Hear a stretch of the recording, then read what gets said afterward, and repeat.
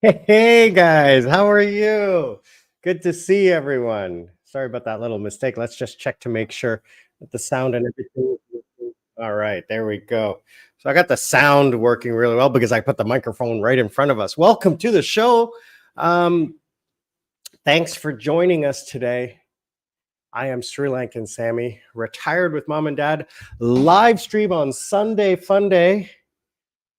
I ran upstairs, got my coffee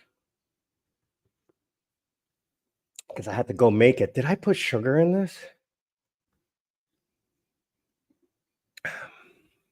Maybe not enough. Because I make a very strong espresso coffee. Thank you to Terry for the espresso coffee beans he brought me from Canada. Thank you so much for my coffee maker. Gotta have that coffee in the morning. It is 9:30 in Korea. What time is it? 6 o'clock here in Sri Lanka. Good morning, Sri Lanka. Yeah, I've been up for like 2 hours. I had a couple classes this morning. One student canceled. So I edited a video and then I had another student. So I just finished that and didn't want to go downstairs to make the coffee because Ratnasiri was still asleep. He didn't wake up. Don't want to wake everybody up in the house making coffee. So Sunday Fun Day, what are we going to do today? We're going to talk about retirement in Southeast Asia. So guys, please click the link down below. Give me a shout, say hi, let me know who you are and where you're from. That way I can, give you a shout out and say thank you. I really do appreciate you taking the time to join the channel. Yesterday was a real fun day. We went out to the charity house. So the house that the people who we are going to help rebuild, not rebuild, but renovate their home. My gosh. Well, first of all, it was a long trip. It was just let me look it up here. Where was it? It was far. Where was it? Let me open up the map and see. I can't pronounce it.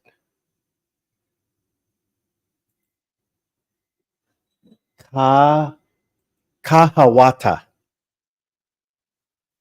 It was up in the mountains. It took 2.5 hours, 3 hours to get there. It's up high. Like they're in a mountain, then there's a valley, and then it's the huge mountain ranges of Badula and stuff like that. So they're up there. And when we got there, we had to park and then walk up. It was a 10-minute walk to get to their house along a mud path. I almost slipped once or twice. And then their house was just a cinder block house with corrugated metal roof, and it was an oven in there. I couldn't sit inside. Dirt floor, no doors, no windows. They had wood covering up the windows to keep the bugs out. No netting, nothing. The kitchen, no running water. They use gravity wells from the mountain to bring water down to a barrel that they use for showers and toilet. The outhouse is just a hole in the ground. And to think that people survive like that, I mean, it was just very sobering to see that. I mean, they're not destitute or unhappy. They're happy with their life. They're happy, they're proud, and we just wanted to help them. Originally, mom helped the boy get school supplies, shoes, clothes, pencils, books, things like that. school supplies for the year. He's 17. Nice boy. And the parents and the mother all live in this two-bedroom, living room, kitchen. I swear to you, the place is about half the size of my living room. It was just insane. Um, really, really sobering experience. But we set them up. We spent just under 400 US dollars, which is like, and thank you to Terry Surat, who donated directly, to all of you who clicked the link to buy me a coconut or watched a commercial, watched an advertisement. If you watch an advertisement all the way through, click the link of the advertisement, let it pop up in your browser. It will truly help the channel passively, because my channel is monetized, and I do appreciate that. All of those funds I matched dollar for dollar. So I think we raised about 200, just under 200, and then I added another 200, and so it was around 400 US dollars for materials and labor to put a concrete floor, put in windows, the lumber, and the door, to put in a door and locks. I think maybe we'll get them. If we got them a fan, they wouldn't use it because the electricity is so expensive. They don't use electricity. They have electricity, but they don't. I don't think they use it all that often. I didn't see a fan in that room. I did see a giant millipede, leeches, termites, fire ants. So it was crazy. Desmond got 2 leeches on his foot. Luckily, Mom and I didn't. So, hi, Chris. Good to see you, brother. Thank you so much for joining. And Chris, really appreciate you joining the Sri Lankan Sami family. Welcome, welcome, welcome. Where are you from, Chris? Why don't you just say hi, introduce yourself, and if you have any questions, let me know. Anybody who has any questions, if you're watching live, please ask me any questions you want. If you're watching post live, I see you guys watching the live stream after the fact. Comment, let me know what you think of the live stream, what you would like me to do on the live stream for the next week. I'm going to come back to doing regular live streams. As long as I have the time, I will do it. I have no problem in waking up at 6 o'clock in the morning to do a live stream. After this, I'm going to take a nap because, I was up at 4 a.m. I got home late last night, and, that was a tiring day. 6 hours in the car, running around, buying all the products afterwards. We had to go to 3 different stores, and then it started pouring rain. Like, pouring rain. Let me just check to make sure the sound and yeah, the sounds great. Thank you. So, yeah, it started pouring. Why did that happen again? Okay, sorry. Yeah, the pouring rain, um, rained all the way back home until we got home, and we're talking monsoon when it was up there. I couldn't believe it, and the lightning just hit right next to us. Oh, it was crazy.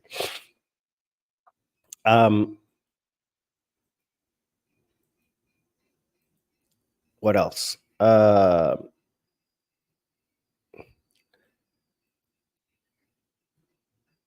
Yeah, so it was good. I mean, we're gonna get it done. The contractor said it'll take about 2 weeks uh, to get everything done. I mean, I have no idea how they're going to transport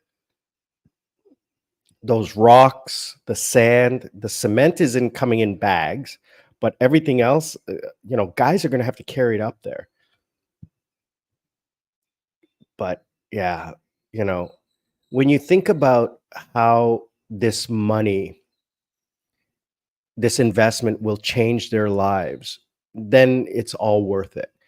You know, um, for me and you, $400 is you know, a big amount of money. You know, for me, I am debt free. I have no expenses. I have no cost. You know, I spent $500 on lunch with the family just a week ago. But we went to a luxury restaurant and had seafood, lobster, crabs, and prawns, and I bought for 7 people plus alcohol. You know, so $500 is not that big of a deal. That's a day's pay. But $400 for these people is almost a year of money. You know, they make $50 a day. And for them, that's okay. It's not great. As you know, if they make it, they can eat, they can go to school, they can get the medicine. We live in a socialized country, so you know, medicine is free for them. Education is free. They survive. Um, you know, but it was really, really sobering. But anyway, you guys will see that video coming up next week as well. Chris, yeah, Durham, Northeast England. Wow, welcome, welcome. I have so many cousins. I have a cousin, Rochelle, who you guys are going to meet at Christmas time. My mom's brother's daughter. She's my age, and she is from England. I think she's from London. I can't remember. Brother, let me tell you, you know, we take care of our employees here in Sri Lanka quite well. We pay them quite well, but we don't like overpay.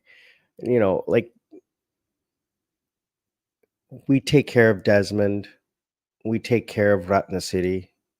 Like when he goes to see his family, like once every couple months, I'll give him 5,000 rupees, you know, just cash to buy something for his family before he arrives home, some little treats or something like that.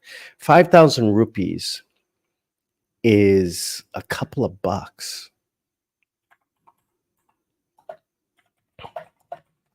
Is 17 US dollars. You know, that's lunch for me in North America. But for him, I mean, that's a huge amount of rice and sugar and tea that he can leave for his wife. You know, he makes good money here and he has no expenses when he's here because he gets fed. I mean, we buy him medication, right? We take him to the doctor to get treated for his like natural ailments like old age and stuff like that. He's got high blood pressure or something like that. You know, we buy all the better medication and we pay for it. We take care of him. Anne, our cook, she gets fed. You know, Desmond gets fed. So you know, food is a cost that you can't go without. You know,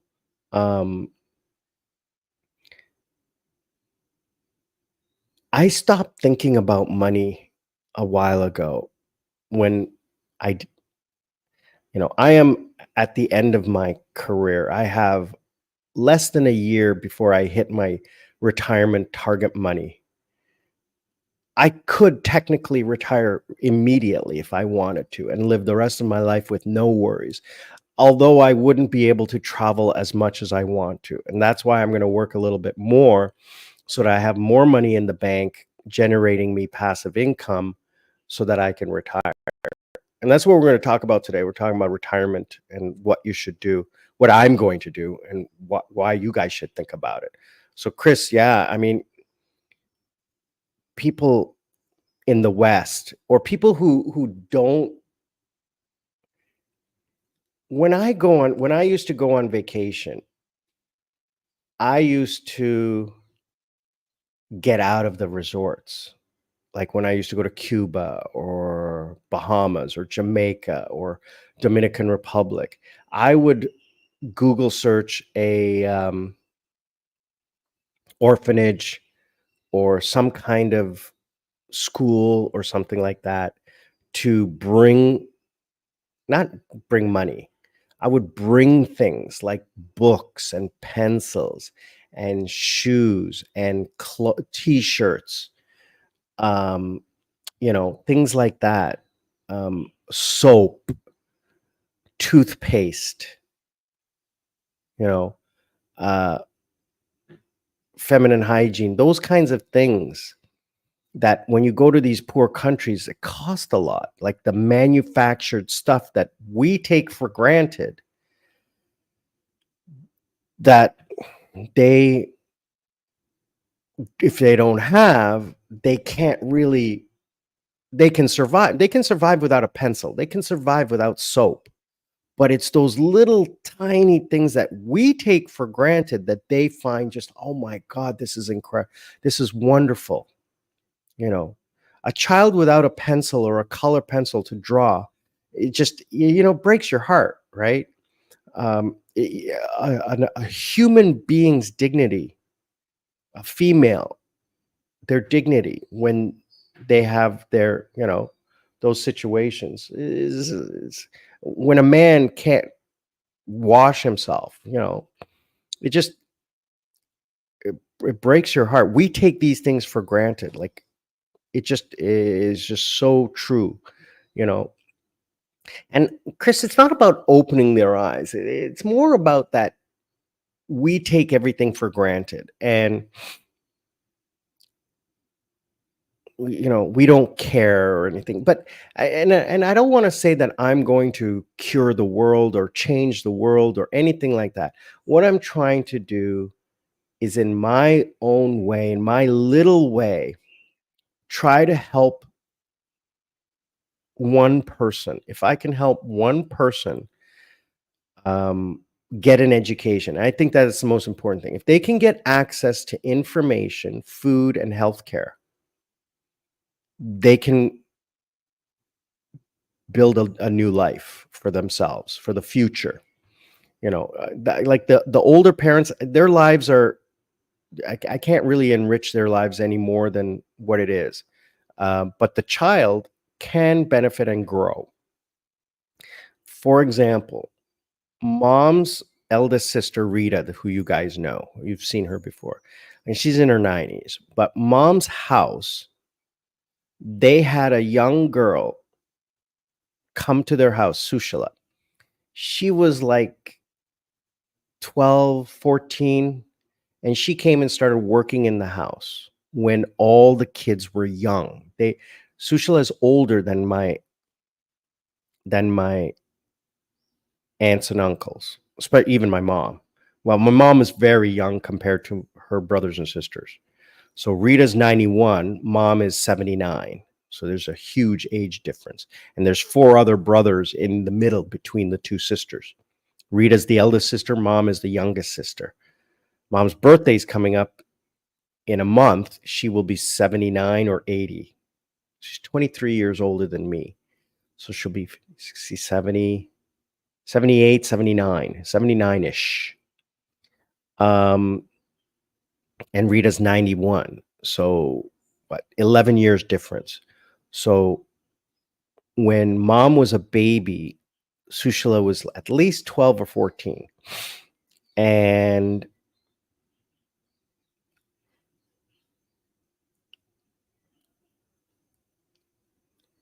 she took care of them as they grew up. And I just saw Sushila like 2 weeks ago.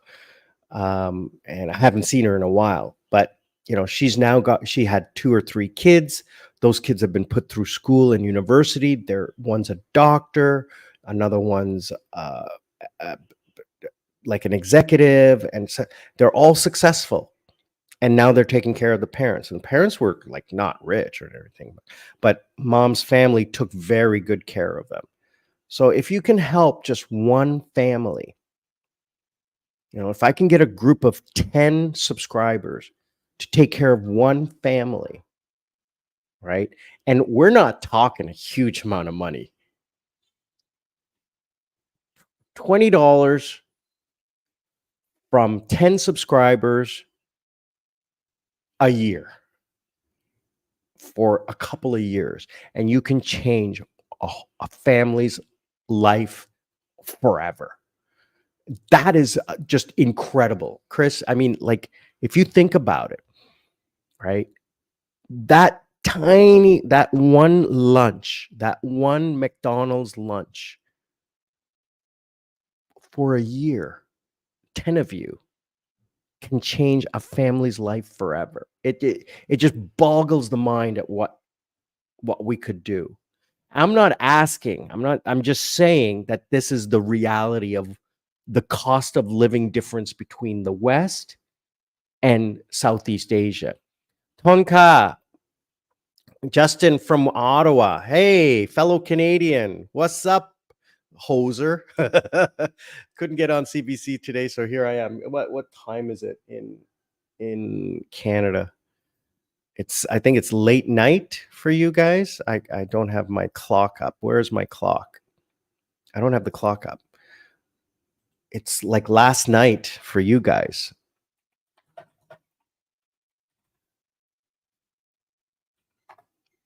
It's 8:51. So Saturday night. Saturday night, and you're online with me. Thanks, brother. Truly appreciate that. Saturday night, I'd be out at the club. No, I wouldn't. Saturday night, I'd be in bed sleeping. Uh, so, yeah. And this is the topic that I wanted to touch on today. Yes, I am. It is Sunday morning in Sri Lanka. Um, It's now 6:30 in the morning, and it is 27 degrees Celsius. And I hear it's cold in North America. Yes, I hear it's cold. And one of my friends on Facebook from my hometown near Toronto, uh, Bradford, Newmarket area, is saying that it's going to snow in the next day or so. So, yeah, no, thank you. I'm totally happy wearing a t-shirt and shorts and no socks. Like, I don't even own a pair of socks. I don't own a pair of shoes. It's all flip. I have shoes. I don't wear them. I wear it to the airport.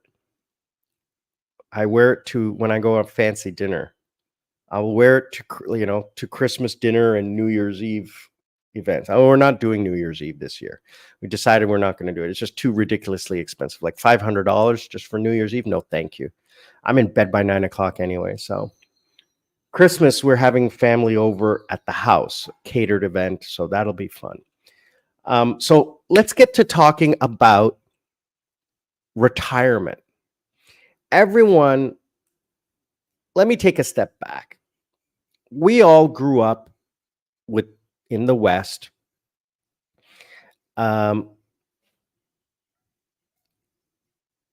We all grew up in the West. Chris, let me just answer you real quick. 66, brother. Listen, I'm 56, okay? And had I not left South Korea, I probably would have been still working in the clubs. I was working up until New Year's 2019. So that was 4 years ago. So I was 52. I was 52 and working in the club, right? I don't know if you've seen my old videos, okay? I don't know if you've seen the old videos, but let's see. Let's see. Here, check this video out. Okay, this just popped up on my feed from 4 years ago.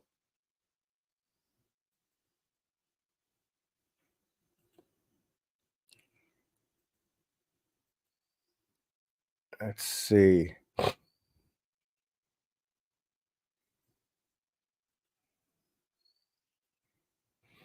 This is from 4 years ago, out in front of the club. When I don't know if you remember, um,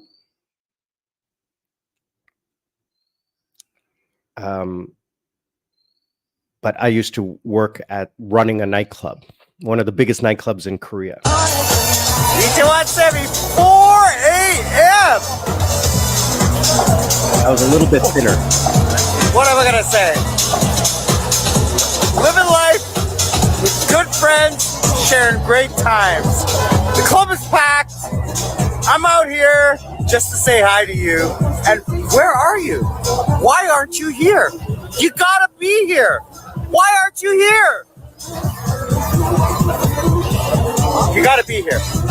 It is, I'm gonna say it again, insane. It is insane downstairs. I got champagne bottles popping everywhere. I got tables packed with people. I got people begging me for a table, but not possible. It's 4 a.m. My super secret VIP guests are downstairs partying. I'm gonna go head in and party with them. Are you coming? Are you gonna come and join? Because it's almost too late. It's 4 a.m.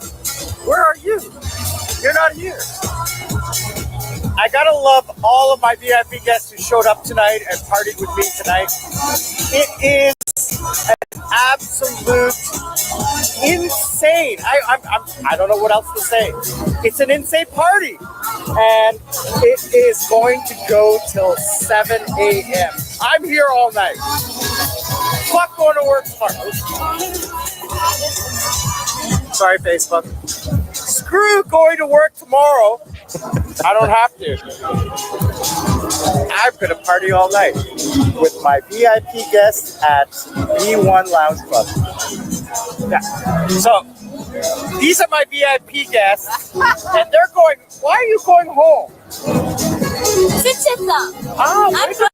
So she said in Korean, she said, "I'm drunk." 네가 술 줬잖아. 여기 있어. Wait.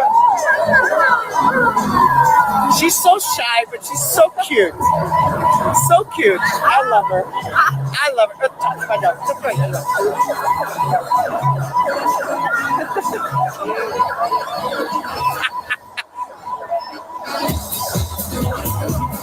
So tiny. Look at how tiny she is. You gotta love that. Now you got to guess as to how old she is.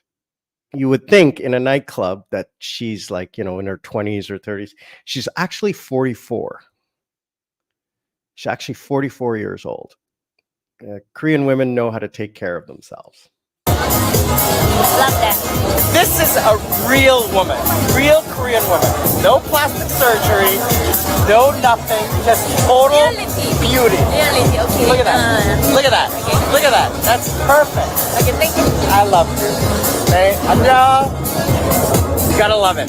Itaewon Sammy, living life. B1 Lounge Club. Ouch. Those were the days. Those were definitely the days, Chris. Let me tell you, it was I've talked about it before. It's probably one of the it not probably was. It was the best job I ever had in my life. I got paid a ridiculous amount of money to party, talk to girls, and drink and give away free drinks. Yeah, Chris, retiring is the best thing you can ever do. I technically retired when I was 40-ish. No. Geez, no. Technically when I was 39, 40, when I left Canada, went to Korea, I technically semi-retired because I didn't have any debt. I didn't have any responsibilities. I had to work a little bit to pay bills, but I had no bills. Like I'm talking about, my food, my entertainment, my travel. Um, and now I'm just saving up money so that I can stop working right? I don't mind working, but I mean, I have a visa which expires next year in Korea where I can earn a serious amount of money. We're talking like really good money per hour, right?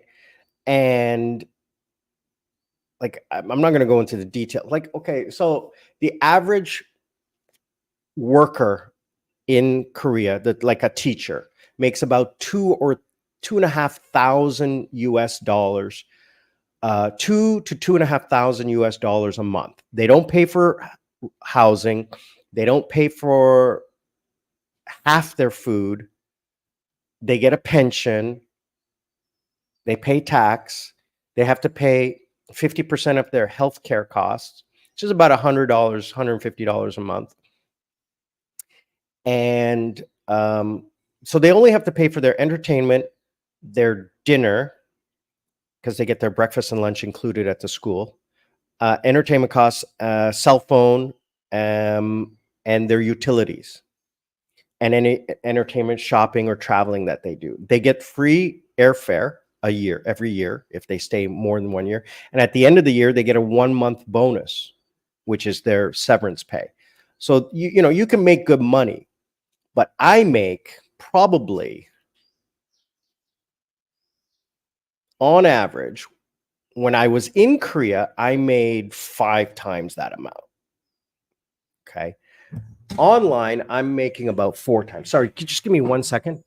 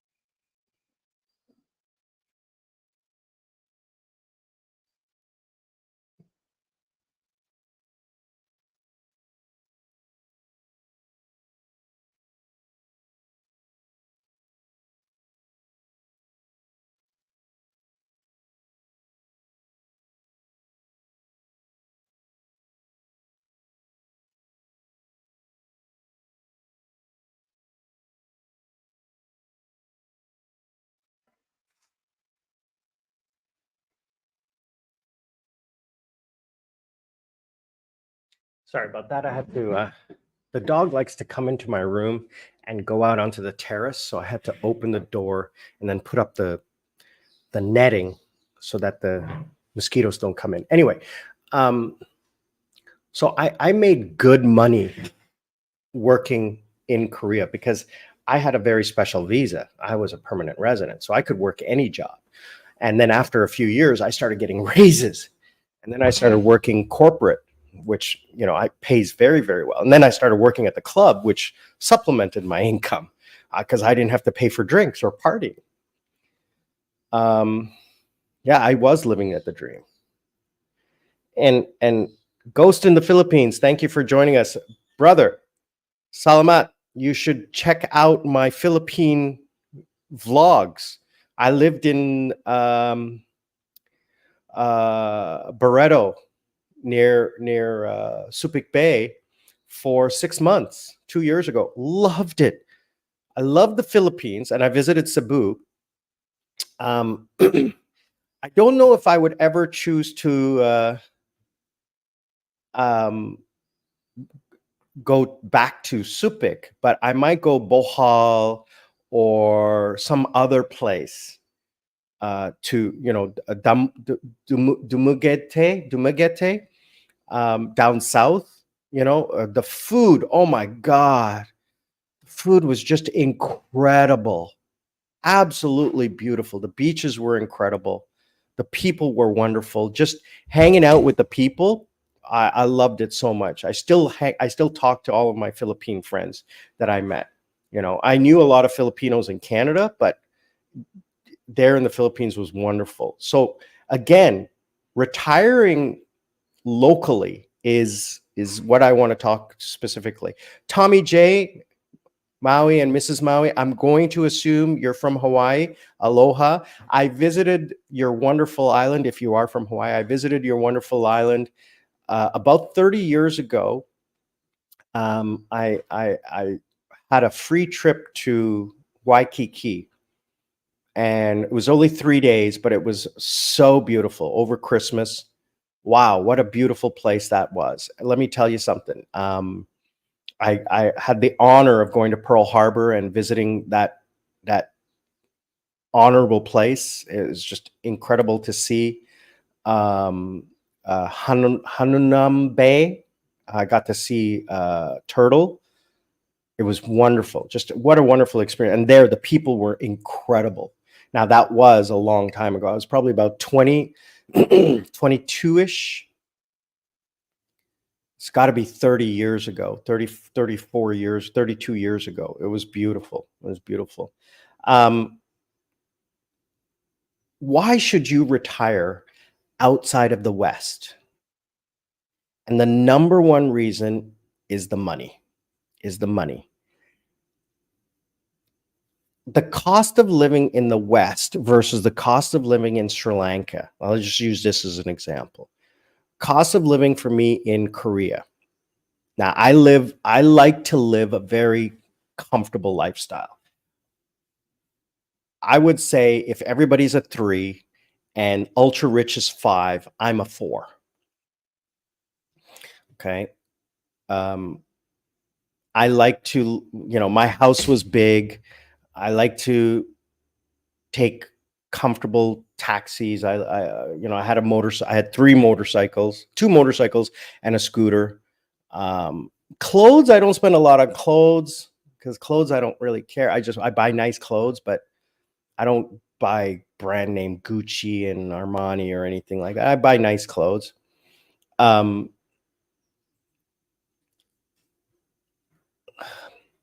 So I would spend on average without entertainment costs, including rent, about $3,000 to $5,000 a month in Korea. In Canada, just slightly less, but again, that was 20 years ago when I left Canada. In Canada, I would spend about the same, I would say. So I'm going to say, knowing what I know about the economy around the world, London, New York, Paris, Vancouver, Los Angeles, you're paying anywhere between $3,000 and $5,000 a month to live. If you're paying a mortgage or rent, not including entertainment costs, but miscellaneous, coffee, clothes, healthcare, rent, food, and not including like travel and stuff like that.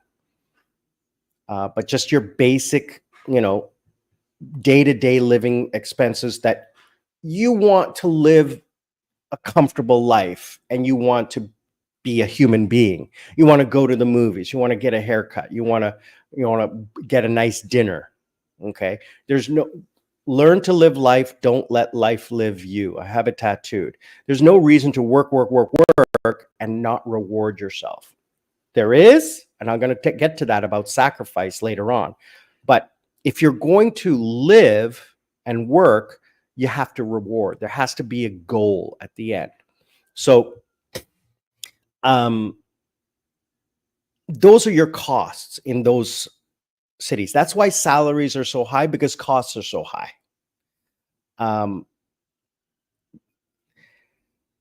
Then you have to save for retirement, because that's what they tell you to do. Save for retirement, buy the house, buy the car, get the credit cards, go on vacation, put it a little bit away, whatever.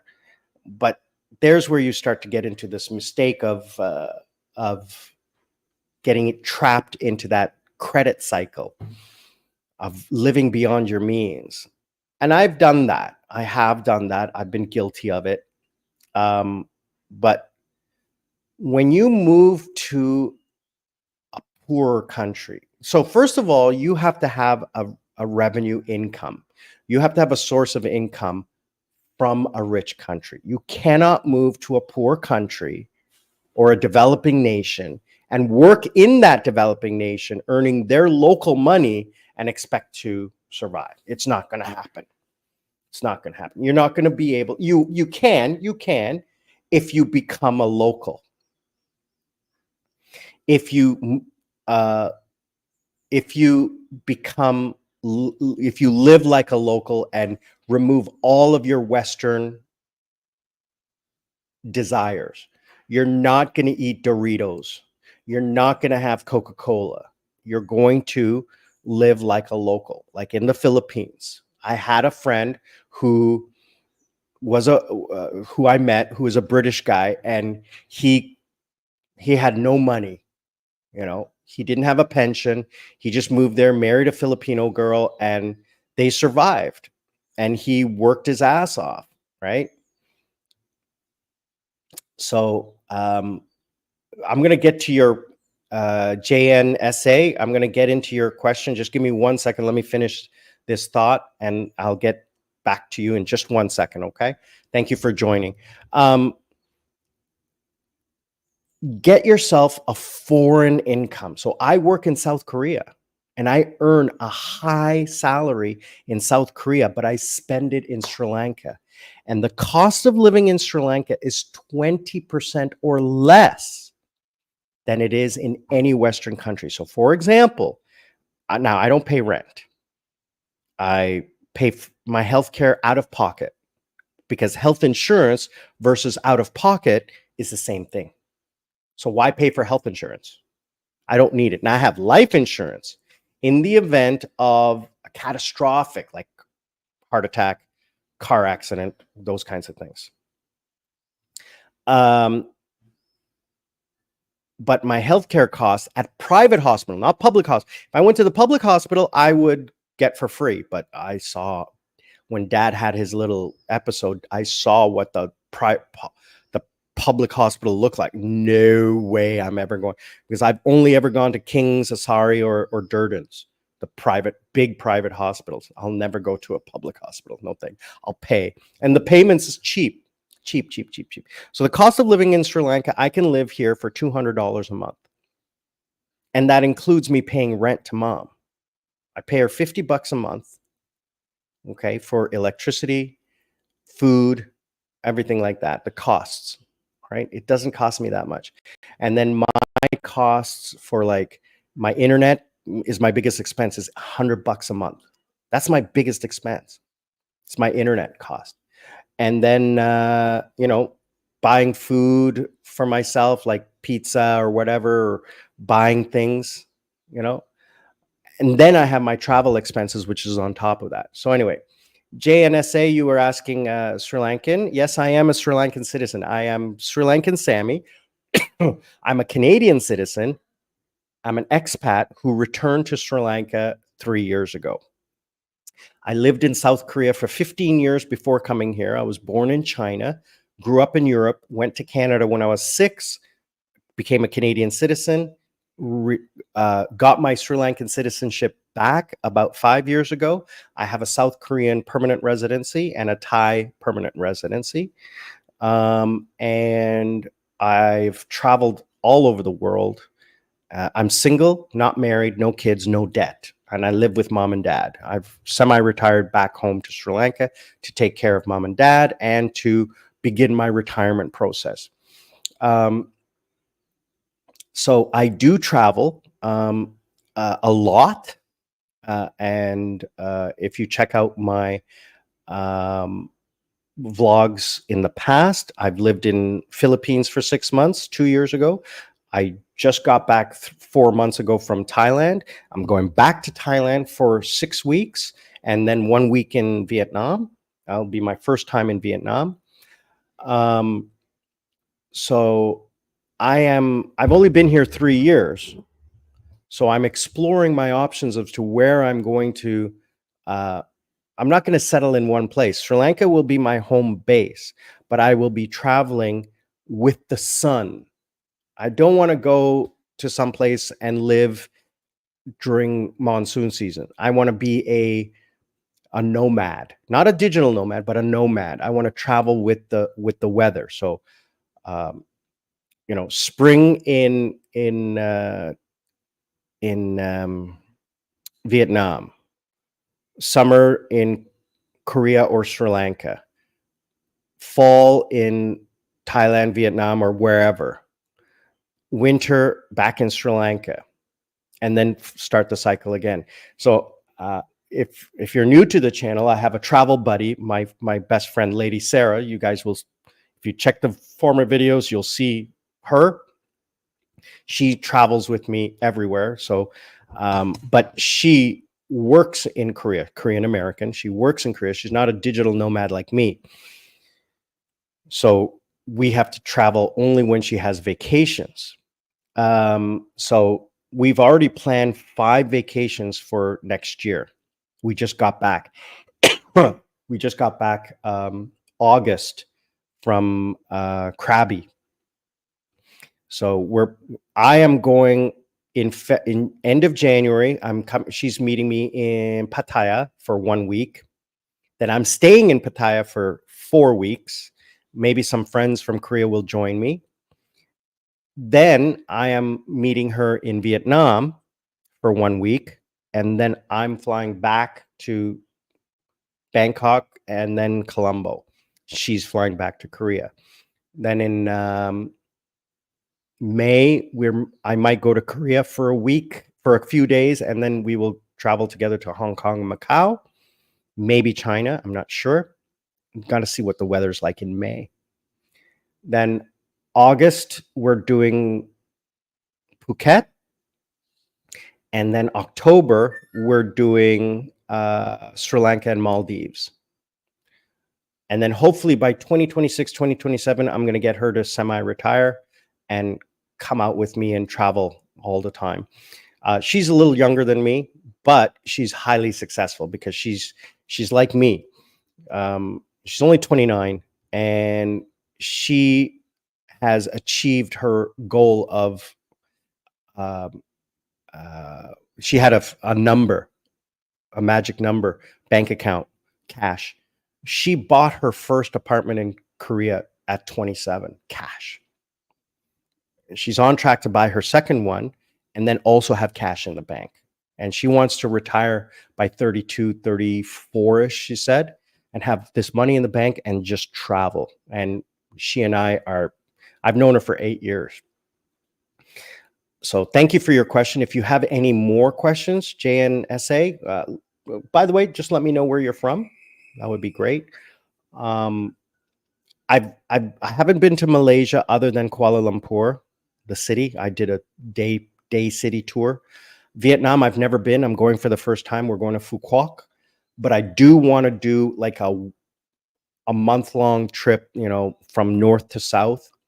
But again, I don't want to do it by myself. I would rather do it with Lady Sarah. I'd rather do it with her.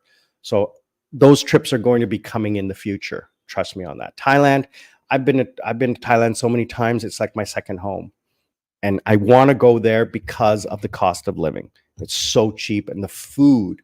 If you watch my videos from my last Thailand trip, it was all food. Is Sri Lanka the new Cebu? I'm going to say it can be. Cebu is a very modern tourist destination. I would say it's like Miami or Bahamas.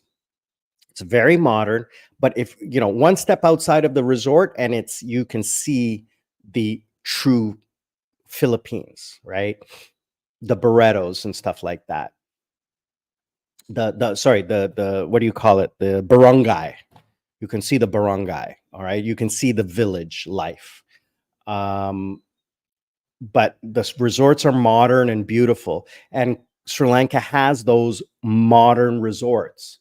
And there's one step outside and you're living the village life. So the difference being is that Sri Lanka has 2 different oceans. It has the very rough ocean on the west coast, and then it has the very beautiful Caribbean beaches on the east north coasts. Okay. Your Trincomalee, your Jaffnas, those beaches are just insanely beautiful. Where I live on the West Coast, you really can't get into the water. The water is just way too rough. It is beautiful, but just it's not what I like. Um,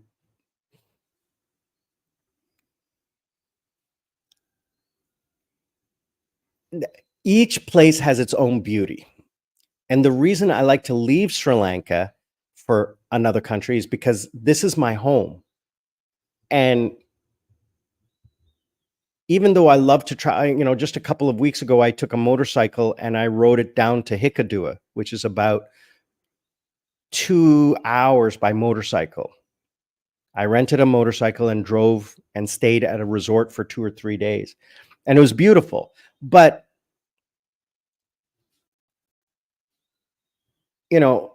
going on vacation in your home is not the same as going on vacation outside.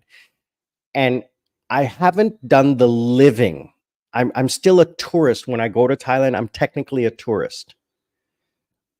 I eventually, once I fully retire, I want to live someplace for like 6 months and just live and wake up in the morning, go have a coffee, go sit on the beach and just live, maybe do a little bit of work, but just live. I love the little bit of things of everything. I can't stay in one place as well. I need to move around. I can't stay in one place. I'll get bored.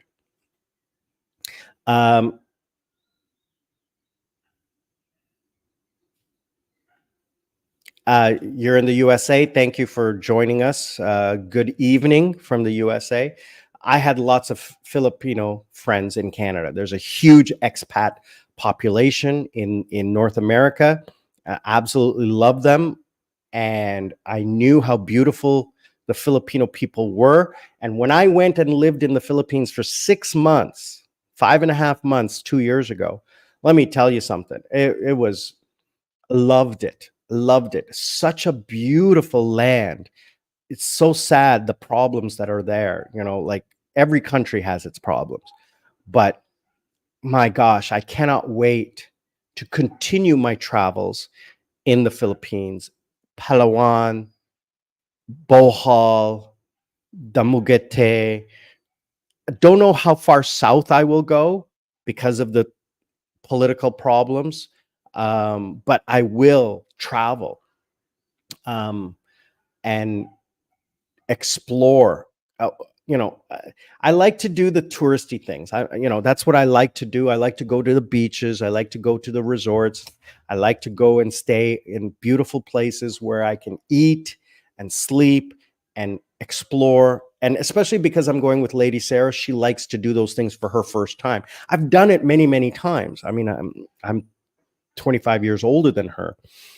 I've done it for a lifetime, but she's done it for the first time. And when I see her experience it for the first time, it makes me re-experience. It's like having a child, right? Sort of, you get to re-experience experiences through the eyes of this person. Take a look, JNSA, take a look at some of my videos of Sri Lanka, like my travels throughout Sri Lanka. I have a whole bunch of videos on, traveling up north, traveling to the East Coast, going on trains, going shopping. Sri Lanka is just like any other South Asian country. It is people going to work, people living their lives, people praying, people eating. It's just that. And that's and the beautiful thing about this country, there's good and there's bad in every country. Doesn't matter. Some countries are worse, some countries are better. Where is Sri Lanka? It's in the middle. It's in the middle, right? But let me tell you something. For every bad thing you hear about Sri Lanka or Philippines or America or Canada or wherever, there's a million good stories, but you only hear the bad stories. Because the news isn't about hearing good things. The news is about hearing bad things, okay? So don't put your opinions all on just one news story from CNN, right? Watch videos like mine and other YouTubers on the reality of life. One of the things that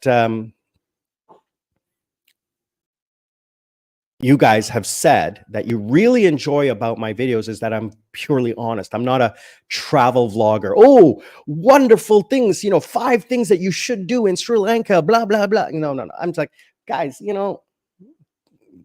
here's a video of me driving in Sri Lanka. Look at that bus, how much of an idiot he is. Look at this taxi driver or this tuk-tuk guy. I'm just showing you my everyday life. Right? I'm not a travel vlogger. People have asked me to do travel. No, I'm not going to do travel vlogs. I'm not a travel vlogger. I'm a life vlogger. So that's what I'm going to do. Thank you so much for saying the nice things of taking care of my parents, but they took care of me. They're taking care of me now. I mean, mom still takes care of me. My gosh, she still takes care of me. Right? I'm not going to not take care of them. Somebody has to be here to watch out for them. They have a support system here. That's not a problem. But this is my home. This is where my family is. My cousins, my aunts, my uncles. Everyone is here. Right? My parents are here. There's no place else to go. I don't want to go to Canada. I can't stay in Korea forever. And I'm a citizen. So why not utilize this citizenship? I'm in a very unique situation. I'm a citizen of the country. I work outside the country. I import money in. So I am like doing very, very well. What the average Sri Lankan makes in 1 month, I make in less than a day. So for every day that I work, I'm reducing my retirement goal, right? Because I don't need as much here to earn money passively, right? Chris, you have the travel bug. I did plan my under, but I'm slowing down now. Well, I mean, Chris, I'm going to assume maybe you have a family and you have responsibilities and obligations. When I was younger, I also traveled. Like, just so to update you, I'm 56 years old this Christmas. And my birthday's on Christmas Day. Yay! I'll be 56. I have lived in 10 countries in my life. I have visited close to 100. I have 2 passports and I have 3 permanent residences. I've spoken 9 languages in my life. I was born in China, grew up in Italy and Europe, and then came to Canada when I was 6. I worked in the US and I went to university in Europe and Canada. I left Canada in 2007 and I lived in South Korea until 3 years ago. Now I live here. So I lived in Canada for 27 years. I lived in Korea for 15 years, and now I've lived here for 3. So I have uprooted my life twice. I was married from the time I started dating her till the time we divorced was just under 10 years. No kids, amicable divorce, but it changed my life. I knew I was happier traveling. I love to be on a beach where I can get up and go into the water. JNSA. Let me tell you something. When I lived in Subic Bay, I lived in Barreto.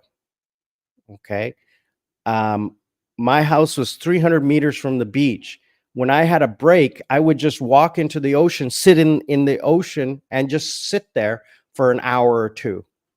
I loved it. It was just, if I could do that here, I would be 100 times happier, but I'm too far from the ocean and you can't get into the ocean here. So, once mom and dad, go on, then I'll sell this house and move somewhere down south to like Gaul or Mirisa or Weligama or something like that. And just live on a beach, maybe open up a little B&B inside my house so that whether it's busy or not, I still have a house, right? But again, I don't have any family. I don't have the only person in my life is Lady Sarah. And when she wants to travel, I'm ready to go. One of the best formats is to travel. You learn, experience things, and broaden one's mind. Chris, you hit the nail on the head, brother. 110%. Let me tell you something. And thank you guys for sticking around. Normally, I only do 1 hour, but I'm going to keep going as long as you guys ask questions and comment. I'm going to keep going for as long as you want. Okay, this is your show, so keep asking me questions. I learned about this when I was 16 years old. I was 16. I lived in a small town north of Newmarket, about an hour north of Toronto, small town, about 2,500 people. All my friends were Portuguese. There was a huge Portuguese community. All my friends were Portuguese, and they're expats. So they had homes back in Portugal. Two of my best friends said, you should come to Portugal with us for the summer. Because, in summer we had 3 months off. And I talked to my parents and they said, well, okay. This was 1984. I was 16. And I'm traveling to Europe. I'm traveling to this beach town that normally has 1,000 people in it. But in the summertime, it's 5,000 to 10,000 people.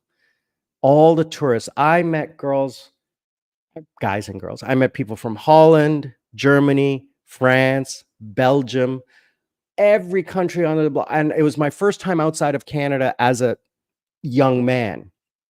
I mean, I traveled to, Florida and stuff like that. And mom and dad had taken us to Venezuela as young kids and stuff. And I've been to Sri Lanka and stuff like that. But, as on my own as a young man, my first vacation was exposed to this beach town in Portugal. And I partied for 6 weeks and I met some great people, and I'm still friends to this day with one of the girls that I met there from Holland.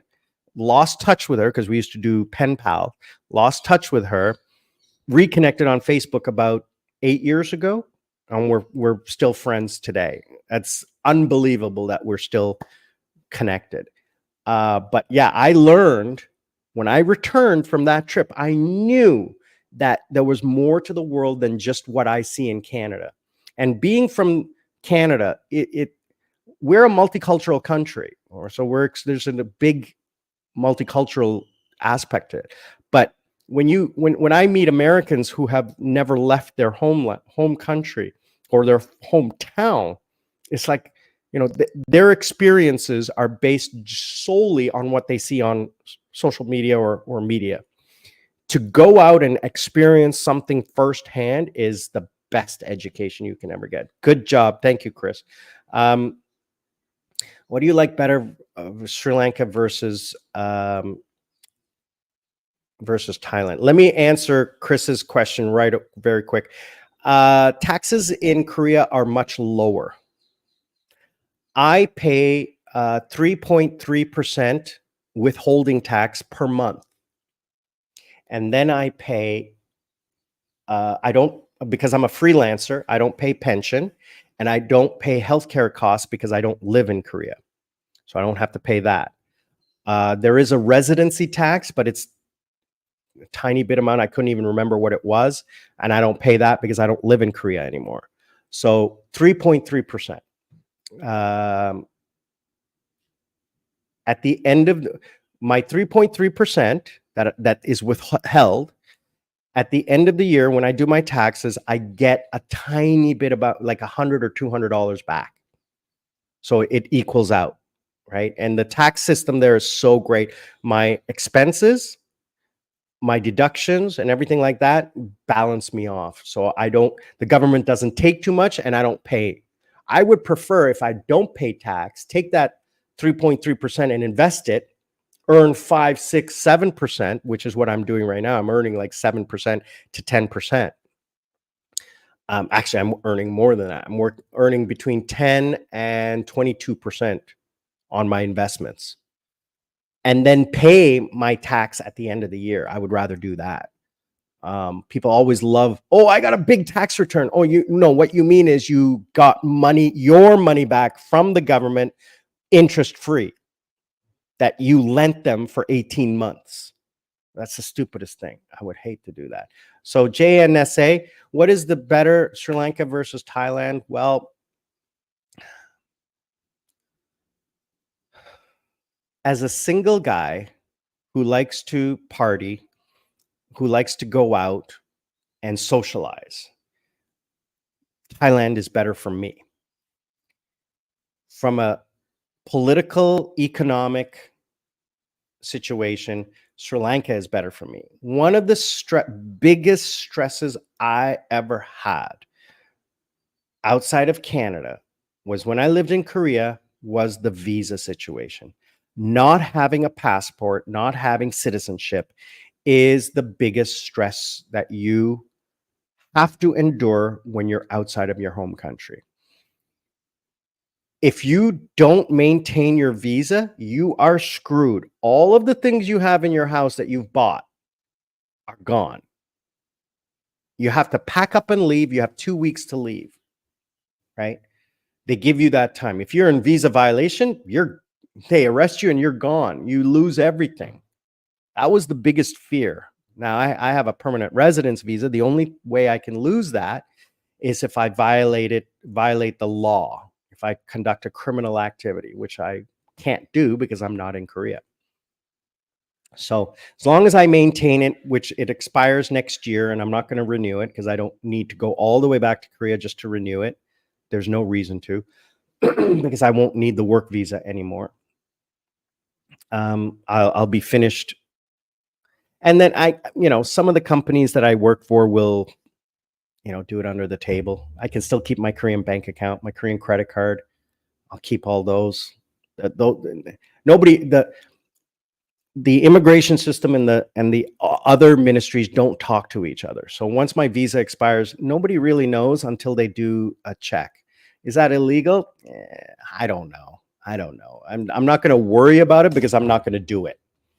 I might work for one or two companies part-time, and they're based out of the US, so it's not that big of a deal.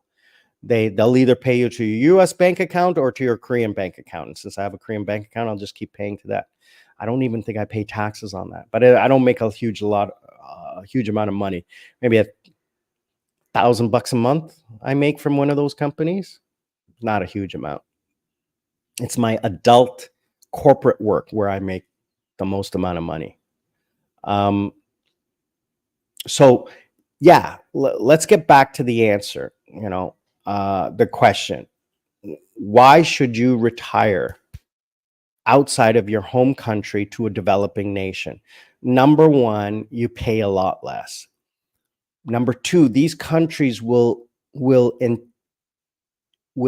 offer you permanent residence visas for a cost. Like, for example, if you're in North America, you can look at Belize, you can look at some of the islands that are there, and you can retire. Like when I was married, I was considering Belize as a retirement destination because I hate winter.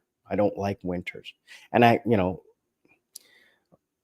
another stress between me and my ex-wife was her family. She very close to her family. I can live without my family. Well, now I can't, but back then I could. When I lived in Korea, I saw my family once a year, once every 2 years. Right? It wasn't that big of a deal. And I just have my brother, my mom, and my dad. That's it. I have an extended family, but I barely know them. There's some aunts and uncles I've never met. Don't know who they are. I have cousins I've never met, have no idea who they are. I'm going to be meeting cousins for the first time in my life this Christmas. So, there's that. Why should you retire outside of your home country? If you live in the West, the cost of living, number one. Number two, your stress and peace of mind. Inflation, crime, all of that. what are you going to do living in North America? Like, yes, you have your family, yes, you have your infrastructure, but that's just living inside your comfort zone, right? A lot of people say, well, what about medical care? Yeah, medical care is fine unless you have cancer, okay? Unless you have leukemia or something like that. Then no, don't leave your home country. But if if you have high blood pressure or high cholesterol or diabetes or something like that, that can be treated anywhere in the world. That's fine. You need LASIK surgery. That's fine. You can have that anywhere. You can have that in Sri Lanka. One of the best clinics in Southeast Asia is here, just outside my home in Jayala. I found it. I'm actually going to go there. I went for a consultation.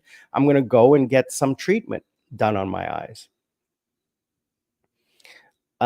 Chris, winter. That's why I'm visiting January, February to avoid the English winter. Let me tell you, brother,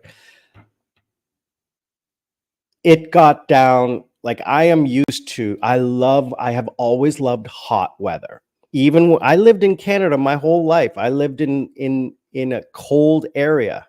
I lived outside of the city, which was a few degrees colder than everywhere else. I remember walking to school in -10, -20 degree weather. Korea, Seoul is the same temperature as Toronto, -10. The only difference is they don't get snow, and their winters are sunny like this. Their winters are blue skies. Their summers, they get all the water, they get all the rain. I hate rain. I hate getting my feet wet. It bothers me. Here, not so much because you just wear flip-flops and you dry out 5 minutes later. I've always hated the cold weather. My house would be always, heating bill was ridiculous because I had the temperature up. It's been now 3 years since I felt the cold. I left Korea in February. And since then, other than 1 week when I had to go back to renew my visa, I have never felt the cold. I don't have cold weather gear. We went up country and I was freezing because I don't have long pants. Well, I have jeans. I don't have socks. I have 2 pair of thin socks that I wear with shoes. I don't have long sleeve shirts or sweaters or anything. I have one thin windbreaker, spring jacket, you would call it. So when it gets cold here, like for example, in the wintertime here, it might get down to like 26. It's cold for me, right? Like today it's 27. It's a little chilly for me. My feet are a little cold. There's no fans on in my room. Now, when it gets above 32, then and the humidity goes up, then it gets a little uncomfortable for me. But I prefer it around 30 degrees all the time when I'm indoors. Outdoors, I couldn't care less what temperature it is because you just, well, no, outdoors, yeah, I don't like it too hot because it gets sunburned. But if I'm on the beach, I couldn't care less what temperature it is. I couldn't care less how hot it is. The hotter, the better. Because I'm in the water the whole time. Check out my Thailand videos, man. Let me tell you, you just see how happy I am on the beach and just eating good food. And I think the most important thing about my retirement is I'm going to be sharing it with Lady Sarah. Sharing it, like she and I, she's not my girlfriend. It's a friendship. It's a mutual respect friendship about the 2 things we like: travel and eating and beach. We love those 3 things. We love to travel. We love the finer things in life. Although she doesn't care too much about flying, I love flying business class. I love VIP service. That was my job for years, was being a VIP host. So I appreciate the VIP service. Again, watch some of my videos. From the time I get to the airport, That's when my vacation starts. I arrive at my location relaxed. If you arrive at your vacation stressed from the travel, you need a day to rest. That's not me. I land, my vacation's already started. I'm already booked. So we land, she and I land at the airport at the same time in Bangkok. The SUV is picking us up at the airport, taking us to the condo. We unpack. We should arrive at the condo at lunchtime. We unpack, change, we'll have a shower, change. Immediately, we're going for lunch. I know the place we're going to go for lunch because we're going to Pattaya. We're going where I know. So I immediately know where we're going for lunch. Then we're going to go for a massage. Then we're going to rest. In the evening, I'm going to take her for a surprise to a all-you-can-eat seafood buffet. Right? So that's the first night. The second day, tentatively planned based on the weather, we're going straight to a private island. I'm renting a boat and taking to a private island for the day so we can just relax. Right? So the first day is already planned, like a full day on the first day when we land. No resting, no none of that, no de-stressing. Going to do the two things we love, eat and massage when we're on vacation. So, so Chris, let me ask you a favor. When you're coming, if we're going to meet, if you're able to meet, bring me a little bit of mustard, yellow mustard, the cheap yellow mustard. That's all I want. Okay. If you can do that for me, I would greatly appreciate it. Can't get it here. I mean, I'm pretty sure I could import it here from like AliExpress or something like that, or Amazon or whatever. But I just want the French's. You know what I'm talking about? The mustard you put on a hot dog, right? And the reason is because the mustard they have here is kind of like a paste, like a jam, and it's not.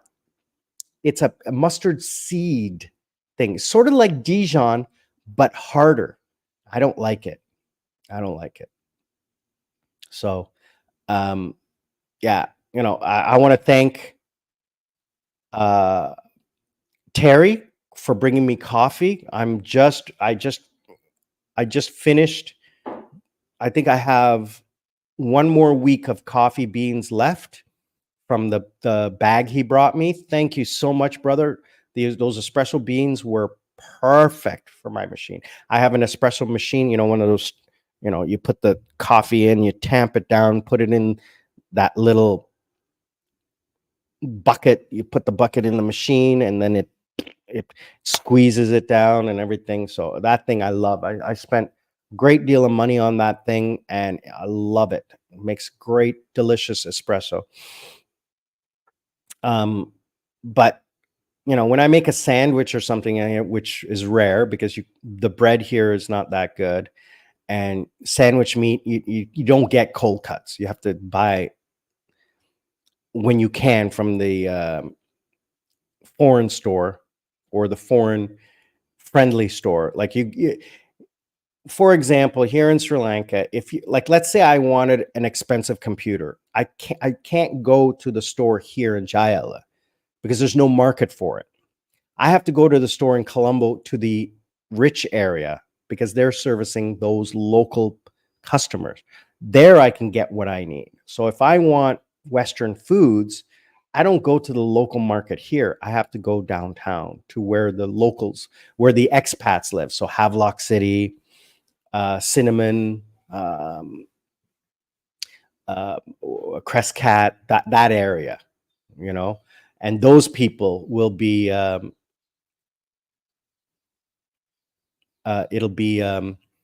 you'll be able to find what you want there. Chris, thanks, brother. Totally appreciate it. Just the cheap stuff. I don't know. I haven't eaten English mustard. I don't know what it is, but it's. Let me show you what I'm talking about, so that I don't want to put you out, okay? And I'm not talking expensive like Dijon mustard. No. I'm talking the cheapest plastic mustard. That's the one that I want. Let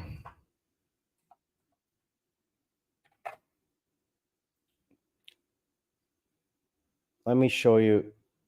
This is the one that I have.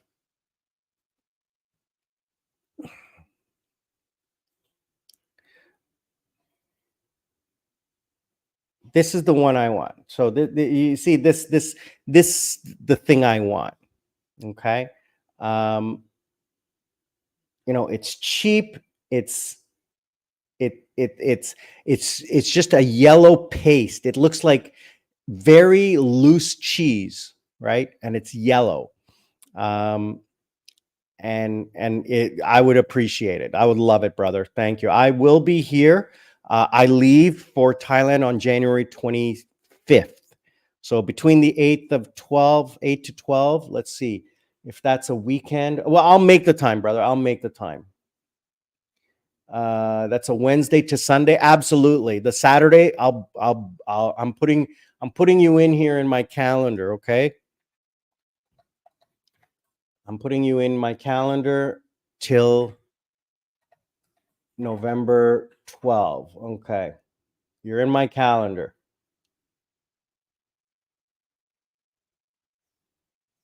Let's see, all day. There we go. So we'll book something for November 11th or Friday night or Saturday, anytime during the day. Okay. And it doesn't matter. I'll go according to your schedule. Okay, brother? Totally appreciate it.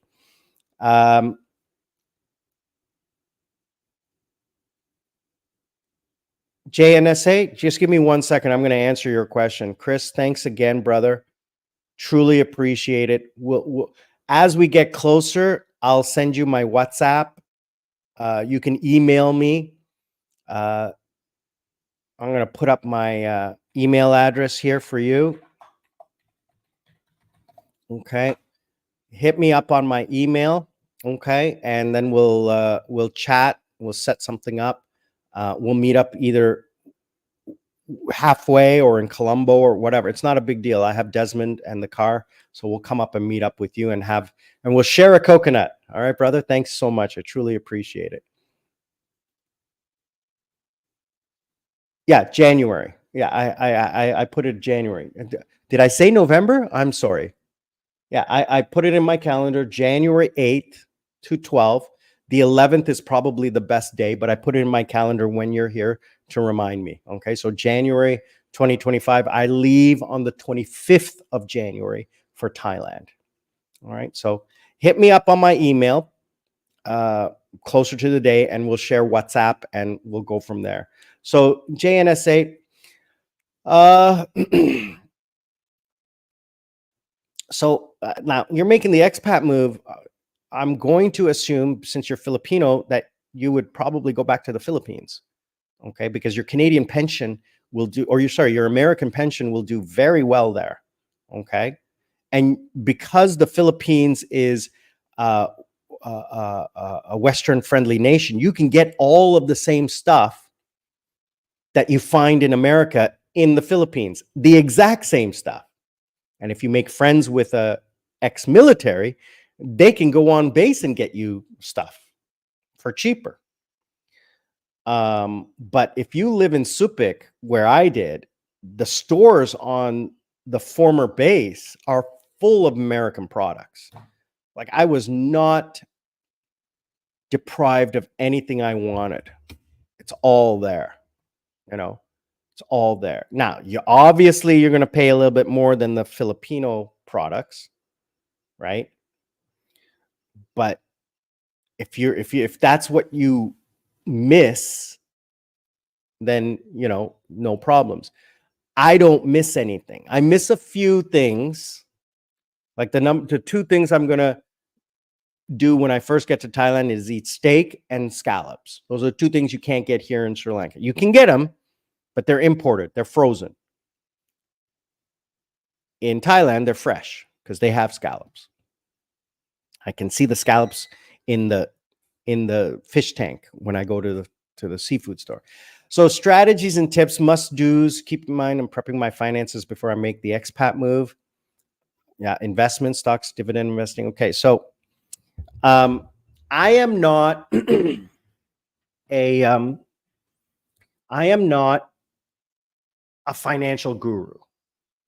I'm just going to tell you what I did and the mistakes I made and the positive things that I have learned from those mistakes. This is what my vlog is all about. I'm not telling people what to do, I'm telling people what not to do. You can decide what to do. I'm going to tell you what not to do based on my experiences. Okay? So don't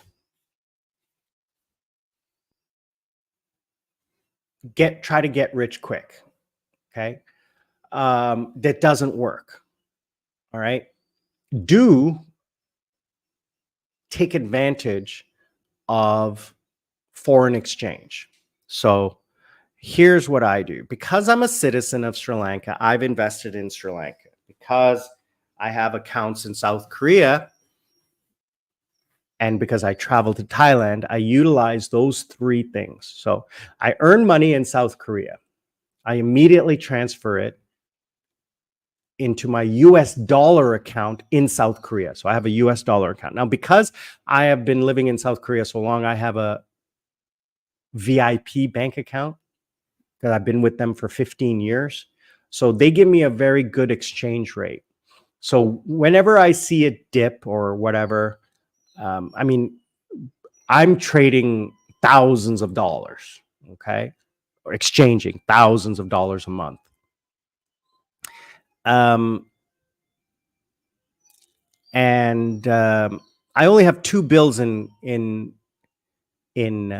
South Korea: my credit card and my cell phone. My Korean cell phone, which is like $10 a month, because I need to keep a number, because Korean banking works on telephone numbers and real ID. So my real ID is attached to my phone number on my phone. So I have to keep a South Korean phone as long as I use banking. I can do online banking, it's just a lot harder. Everything that they do is by real ID. So having a phone number is always better. And for my work, I need a South Korean phone number.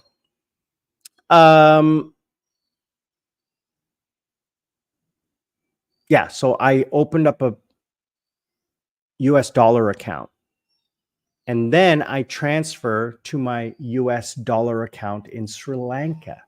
Because whenever you transfer from bank to bank, it goes through the SWIFT system, SWIFT, which is the international banking system.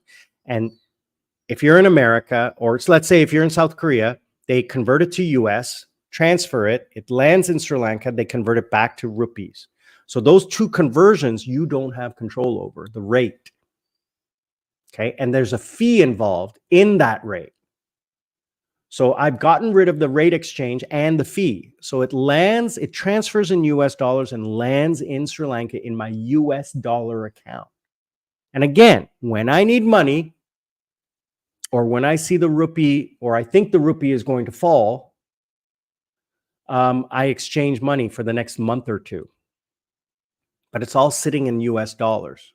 Okay. Now, what I've done is I've taken those US dollars and opened up I have three investments in Sri Lanka: stocks, dividend stocks, fixed deposits, high yield fixed deposits, and gold bullion. So in Sri Lanka, you cannot buy gold stocks or gold accounts. You have to physically buy gold bullion. So I have gold bullion sitting in my safety deposit box, and it's risen 20% since I bought it. I have stocks that I bought in late August. It's now early November, and they're up on average 20%. I have fixed deposits, year-long fixed deposits that pay out about 10, 11%, all in Sri Lankan rupees. Now, I live in Sri Lanka. I spend Sri Lankan rupees. That's fine.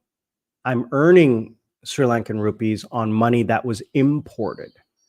So for every dollar I import, I'm actually getting 8 times that value from that $1 that I import because of the exchange rate, right? So you need to have passive income that will exceed inflation and unexpected expenses in the future, healthcare, et cetera, like that. And I have that. So for example, let's say I need $700 a month. I calculated that for my living expenses and my travel, I need about $700 a month. Well, I am working to get $1,000 a month in passive income, interest. I don't want to touch the capital. That's the fallacy of now, if you have $1 million, great. That's great. You can take a little bit out of that. 4% a year, I think it is, you can do. But what I'm going to do is I'm going to do the opposite, because I didn't start saving until 5 years ago. I am going to live off the interest and then increase the capital as time goes on, so that in the event something happens in the future, I have that capital fund. Okay. I don't have pension yet. Pension's still coming. It's 10 years away for pension for me. Right. So I can't even think about pension right now. I just need my money that I have in the bank earning me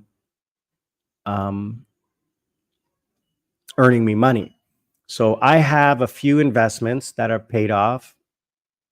I have a broker who I trust. I'm doing research. The beautiful thing about the Sri Lankan market, it moves very slowly. For a beginner like me, it moves very slowly. Unlike the Western markets that move at lightning speed. Changes occur way too fast to keep track of, especially when you have a diversified portfolio. But I bought Sin stocks. I have no moral on this. I bought alcohol, tobacco, oil, telecom, and a bank. My bank stock has made the most, 35%. I wish I had more money to put in at that time. All my stocks are doing well. My worst stock has only earned me 1%. And that was my telco, my mobile network. But I foresee that stock is going to go up because it's Dialogue, and the former Dialogue CEO was just appointed the communication guru in Sri Lanka to digitize the nation. He's in charge of digitizing the nation. So that may push the Dialogue stock up a little bit because it's undervalued. I mean, it was 135 rupees at one time, and it's now 9 or 10 rupees. Very low for one of the top telecom companies. It's undervalued, so I know it can only go up. All of the market was going down, and just before the election, everything is going up, and the market is up huge. Yeah, Chris, let me tell you something, buddy. All right. If you're going to live in Sri Lanka, now 5% on the pound is good because the pound is worth a lot of money in Sri Lanka. So don't throw all your eggs in one basket. Diversify. That is the key. You hear about this diversification. Put a little bit into everything and earn money from everywhere. Okay. And do it for the long time. I mean, you're still young. I think you're still young, or are you 66? Yeah, I think you said you were 66. Yes, you're 66. So, I mean, you're still young, brother. Let me tell you, 60 is the new 40. Trust me on that, okay, brother? Are you married? Do you have kids? Do you have obligations? Do you have debt? All right.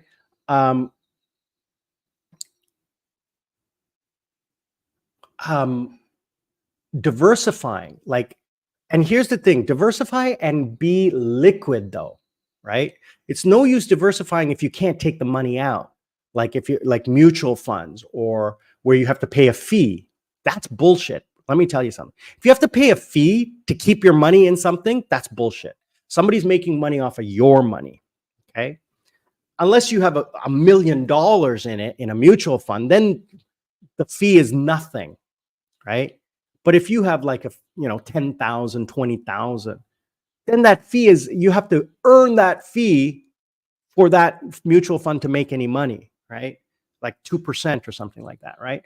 So, which is what my stocks, I had to pay 1.86%. So even though my stocks are doing positive, I had to wait for a 2% rise on my stock, on my investments before I started seeing any money, right? Now there's no cost to sell and there's no capital gains tax in Sri Lanka. At least I think there's no capital gains tax in Sri Lanka. I need to double check it, but I've seen one where it said 10%. Even 10% is nothing.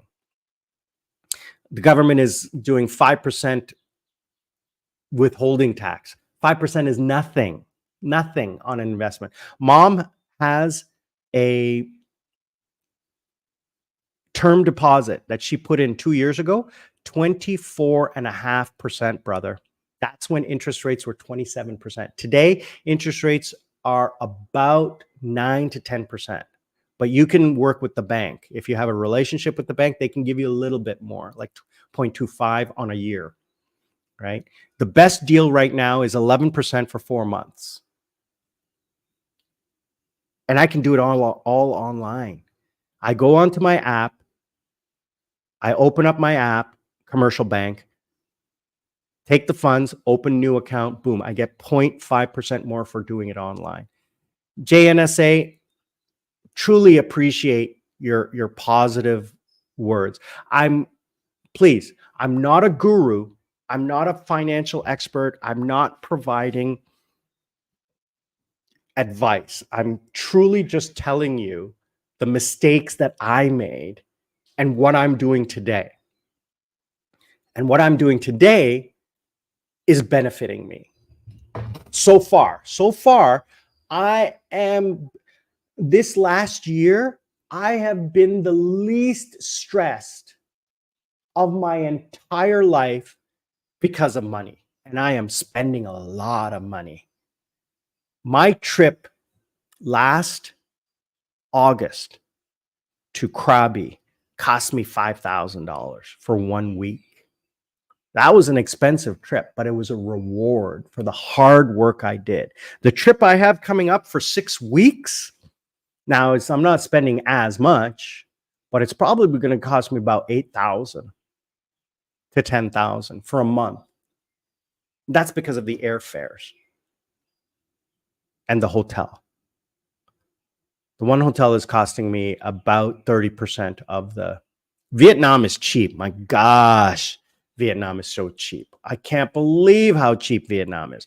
But it's the flight from Seoul to Bangkok. Sorry, not Seoul. From Colombo to Bangkok that I'm spending the most amount of money on, and the hotel, the condo in Bangkok, in Thailand, that I'm spending about $2,500 because it's a huge place. Because I'm going to be staying there for a month. I want to be comfortable. And I got a 2-bedroom so that friends can come. So I'm hoping that some friends from Korea will come. One of my friends from Philippines will come. A friend from Korea who's from America, who I've known in Korea for 10 years. He's now living in Philippines. I want him to come. King Ricks, you guys may have seen him before. He's my good friend. I want him to come. I want my friend Anuj from India, who I knew in Korea. I want him to come.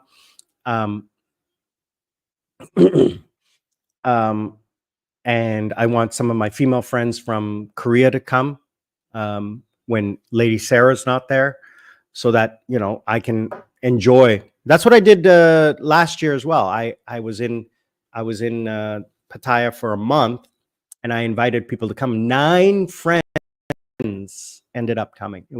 What a vacation that was. That was spectacular. It was spectacular. So I hope friends will come and join. So that's why I do that. And I truly appreciate you giving me the positive feedback. Okay. But I'm not, I'm not saying anything that you don't know already, but what I'm saying is, don't follow these people who say you can make money quickly. That's not possible. It's not possible to make money quickly. There are people who do it. But for every one that does it, there's a million that lose all their money. Okay. So if they're telling you, you can do this and you can make money, why are you telling me this? Why? Because if everybody did it, everybody would be making money, and then nobody would be making money. Because you can't exploit something on a mass scale to make money. It just doesn't work like that, because that exploit will be removed after a while. Okay. That's why it's an exploit. So I'm taking advantage of things that are intrinsic in finance: foreign exchange, cost of living, high interest, okay, distressed stocks, poor economy. Sri Lanka went through this troubling economy. If I had more money, I would buy property. Definitely buy property. Not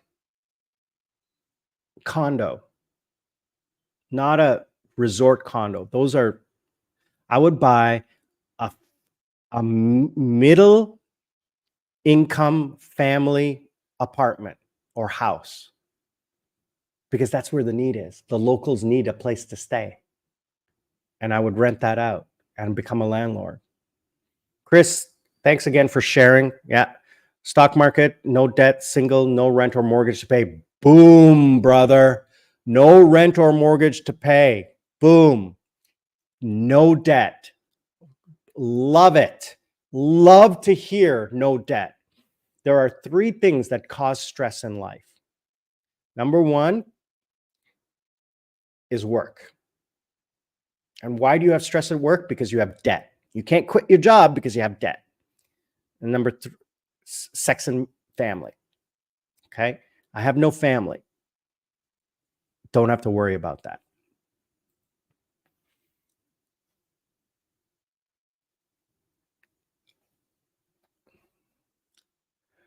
Let me, overthink the financial aspects when the point of living in Southeast is to ease up on this. Yes. So I don't want to say no. I want to say it should be up there, because one of the stresses that exist in living outside of your home country. Now, I don't live outside of my home country. So, for example, when I go to Thailand, access to my money, I take cash because I don't want to use bank cards or anything like that. I just take the cash with me. That's fine. I don't care. I know how much I'm going to spend. Actually, another trick I'm doing, I'm only allowed to withdraw $100,000 from Korea to Canada, to outside of Korea. I can only export $100,000 a year. Am I going to do more than that? Probably close to it, but not that much. Not that much. But to avoid that, I'm seeing Lady Sarah twice. Okay, once in January, once in February, because she's going back to Korea. So I'm transferring $10,000 to her bank account. She is withdrawing it in US dollars and physically carrying it across the border to me. I'm not withdrawing that money. It's not exporting out of Korea under my name. And she's allowed to carry under $10,000. Now, importing it into Sri Lanka, I am going to have to claim it. And I'm going to have to show proof and everything like that, because I can only carry $10,000, and I'll be bringing back about $22,000, right? Depending on how much I spend, because I'm taking 5 with me and she's bringing 20 with me, however much I spend, right? So, that's a trick that I'm doing to overcome some of the issues. So you have to find where that balance is in your situation. Don't overthink it. You're right. Don't overthink it. But set up safety nets. Talk. And here's the number 1 thing you can do. Go to your bank and sit down with your banker and tell them your plans. I want to live in Sri Lanka. I want to travel. I want to take my money from here and put it over there. What card do I use? What account do I use? What ATM do I use? What bank do you have partnership with? Because when you go to Thailand, you cannot open up a bank account. It's very difficult. In Philippines, when I went, I had a bank that was associated with my bank, and they sent a letter of reference. So when I went to the bank, here's my letter of reference. Here's my bank account information in South Korea. Here's the contact number. They made a few phone calls and everything like that. And boom, I got a bank account opened in Philippines in 3 days. Whereas it's impossible for a foreigner, very difficult for a foreigner to get a bank card. Even for their own bank account, a debit card. Like, it's a debit card. It's my money. You're holding my money. Like, they don't want the drama or the issues. That's the problem. So go to your bank and tell them. So I did that in South Korea, and they got me a special card that is attached to my US dollar account. And that US dollar account has no ATM fees. So they have an account for people who travel. So there's no exchange. There's one less exchange rate when withdrawing, because everything is done in US dollars. SWIFT is a US dollar system. So I use that bank card whenever I go out. And then I have another credit card that I use only when I travel. They said, this is a US dollar credit card. Okay. There's no fees on it. Now it'll be withdrawn from your Korean bank account, Korean won bank account. So don't overthink it, but plan. Plan in advance. Plan. And then double plan. And ask everyone that you do business with, this is what I'm going to do. What do you recommend? Talk to your cell phone provider, because you need to have those codes sent to your phone, right? Talk to your bank about your laptop. What applications do I have to do my banking overseas? Okay. Should I use it on my phone or on my laptop? What happens if your phone breaks or you lose your phone? How do you get that information back? What happens if I lose my card? Can I get a card mailed out to me? Those are the things you got to watch out for, okay? Chris, only the big money players make money. Us more of a struggle to get ahead. Yeah, they do. And that's why Sri Lanka defaulted on its debt last year, 2 years ago. But Chris, we can copy the big money players. This is one thing. I'm actually one of the topics that I'm going to talk about. I'm going to change my channel topics a little bit. I'm going to get a little bit more, not controversial, but a little bit more about life, because some of you have asked that you really like how I talk honestly about things, and that I reveal, like, not private information, but personal. Like, I get personal in these. Like, this is what I did. This is the mistakes I made. This is, this is what I see in the world, right? And I speak truths. I don't give advice. I just speak the truth. Like, do you actually think that Elon Musk bought Twitter for any other reason? Everybody says it was for free speech or to do whatever. No. It was purely for money. Everyone on this planet does things for two reasons: money and sex. That's it. No other reason. Maybe family, but no other reason. It's all about money. Why do you go to work? Money. So you don't starve.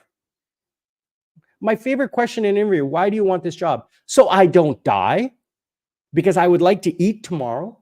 And you have a job and I want to do it and you want to pay me and I wish to continue being paid. So I'm going to do a good job because I don't want to die. And that's what I tell my recruiters.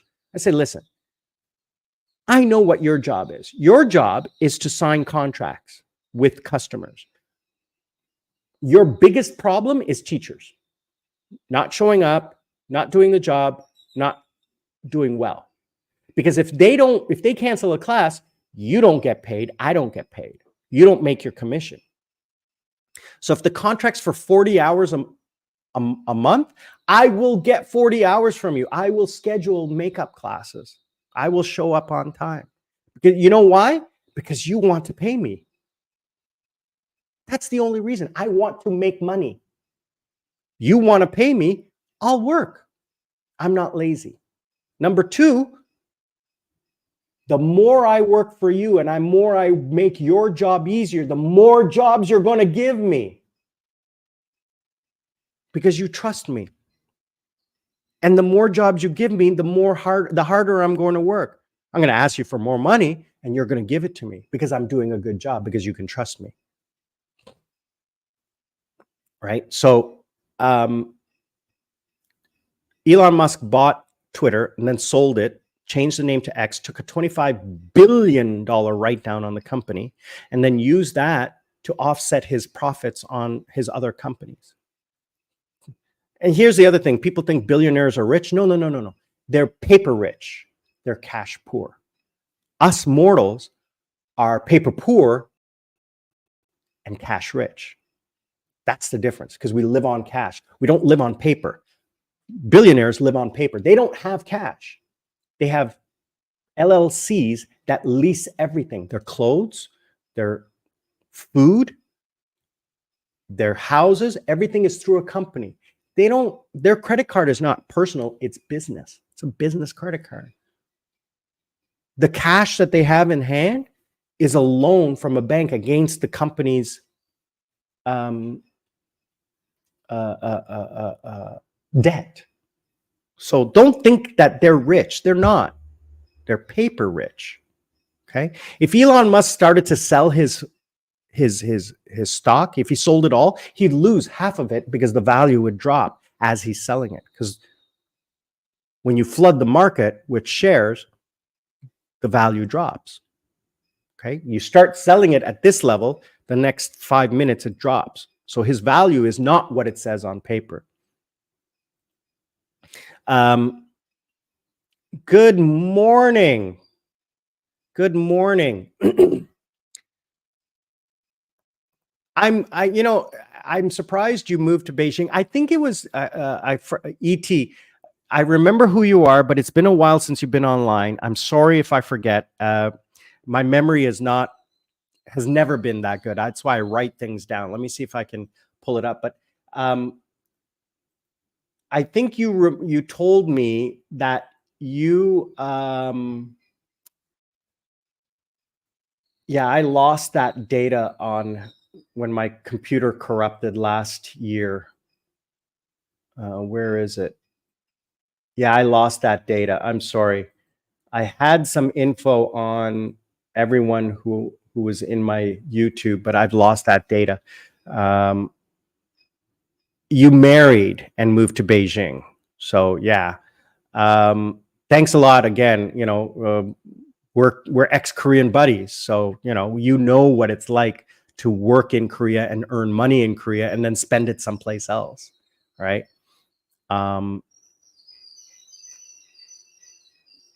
Yeah, 66 and in the club. Now, I don't look my age, and when I shave and clean up, I'm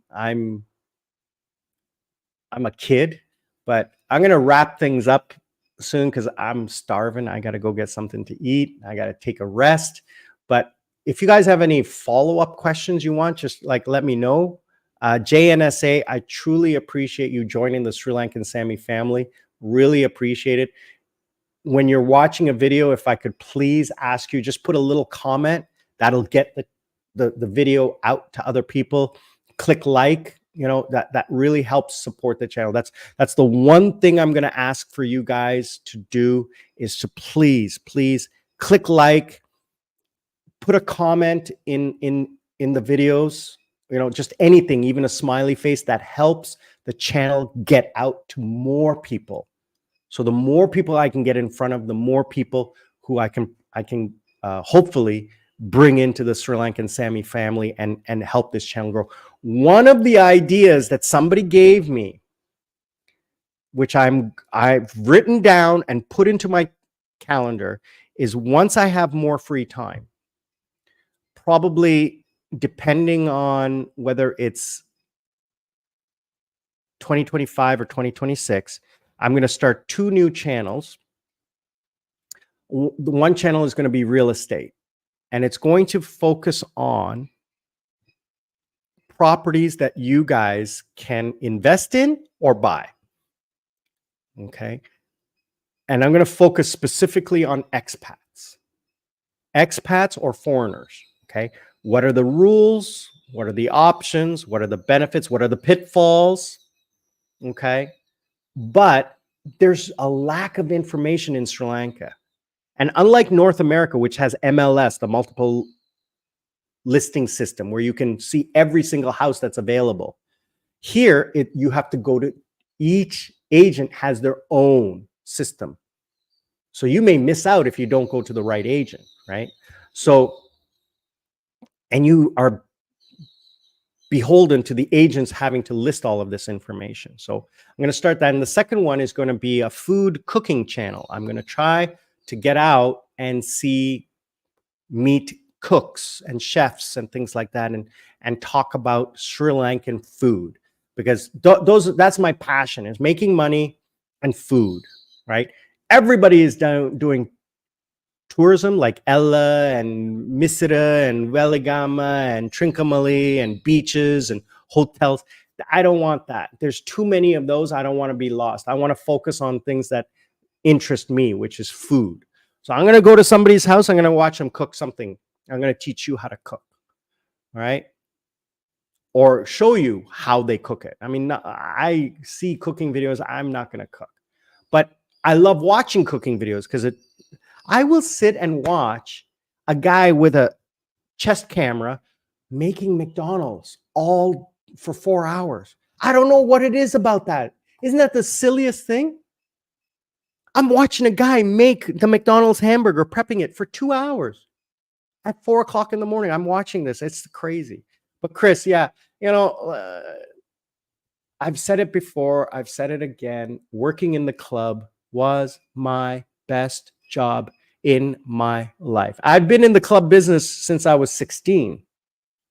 I worked at clubs. I DJ'd at clubs. I managed clubs. I promoted clubs. But working as a VIP host, I did it for a little bit in Canada.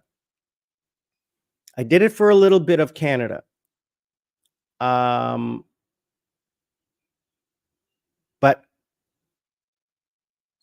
in South Korea, I was unique because I was the king. I haven't looked into online options such as PayPal or Wise. I've looked into it, and some of them work, some of them don't work. Some of them have fees, some of them don't have fees. It's just too complicated and too much of a pain in the butt to handle. So I might, but I have no need. My banks I'm happy with the fee I pay at the bank. It's $5. That's it for me to transfer any amount of money from South Korea to Sri Lanka. I don't need to do anything else. I have an amazing bank account in South Korea because I'm a VIP. I've earned that status, so they give me huge discounts. So I don't really need to use. And the thing is, the problem with these alternative sources is that at any point the government can ban them. Then what do you do? Right? During the financial crisis, I could not export money out of Sri Lanka except through the banks. Western Union, PayPal, none of them worked. We were banned from exporting money out of Sri Lanka except through the bank. So there's your situation. Chris, thank you for joining me for the whole show. Truly appreciate it on a Saturday night, brother. Truly appreciate it. Again, welcome to the Sri Lankan Sammy family. Lots of love. Okay. Bon estuti to you. Thank you very much. And I wish you well. I wish you happiness and joy. I'm going to leave you guys with one of my favorite videos. Let me see if I can find it.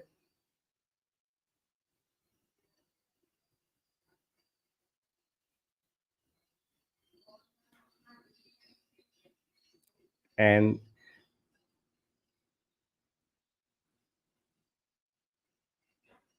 one of my favorite videos of me at the club, I'm going to end.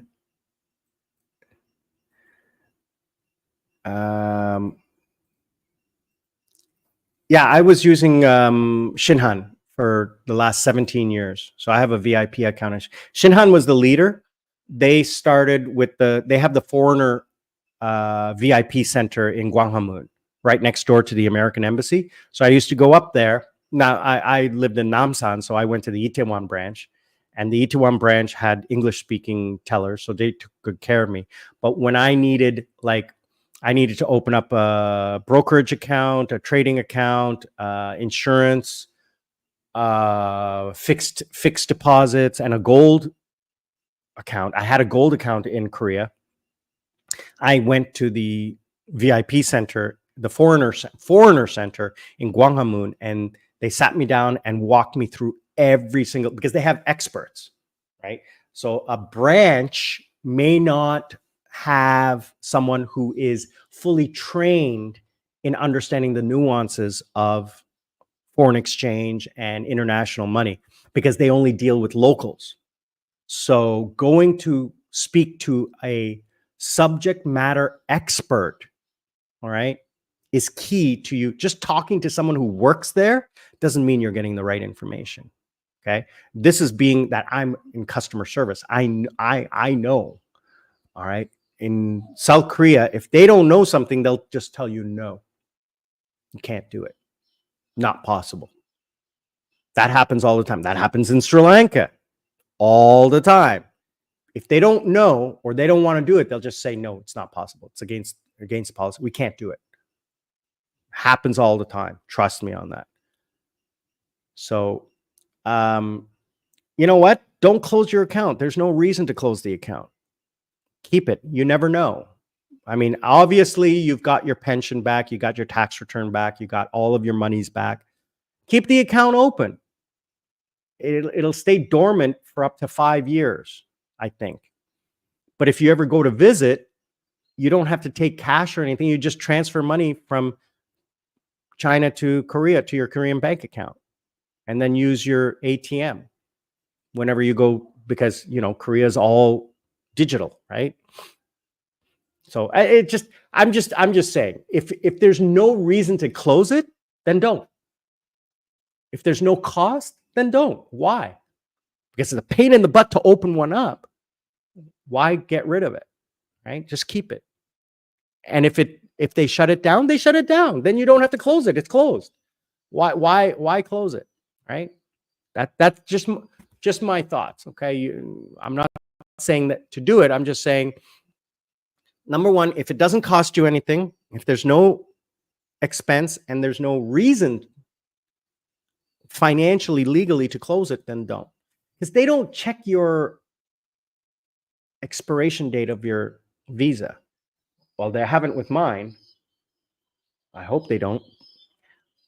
All right. So we're going to wrap up, guys. I want to say thank you again. Lots of love to you guys for joining me today. This has been one of the best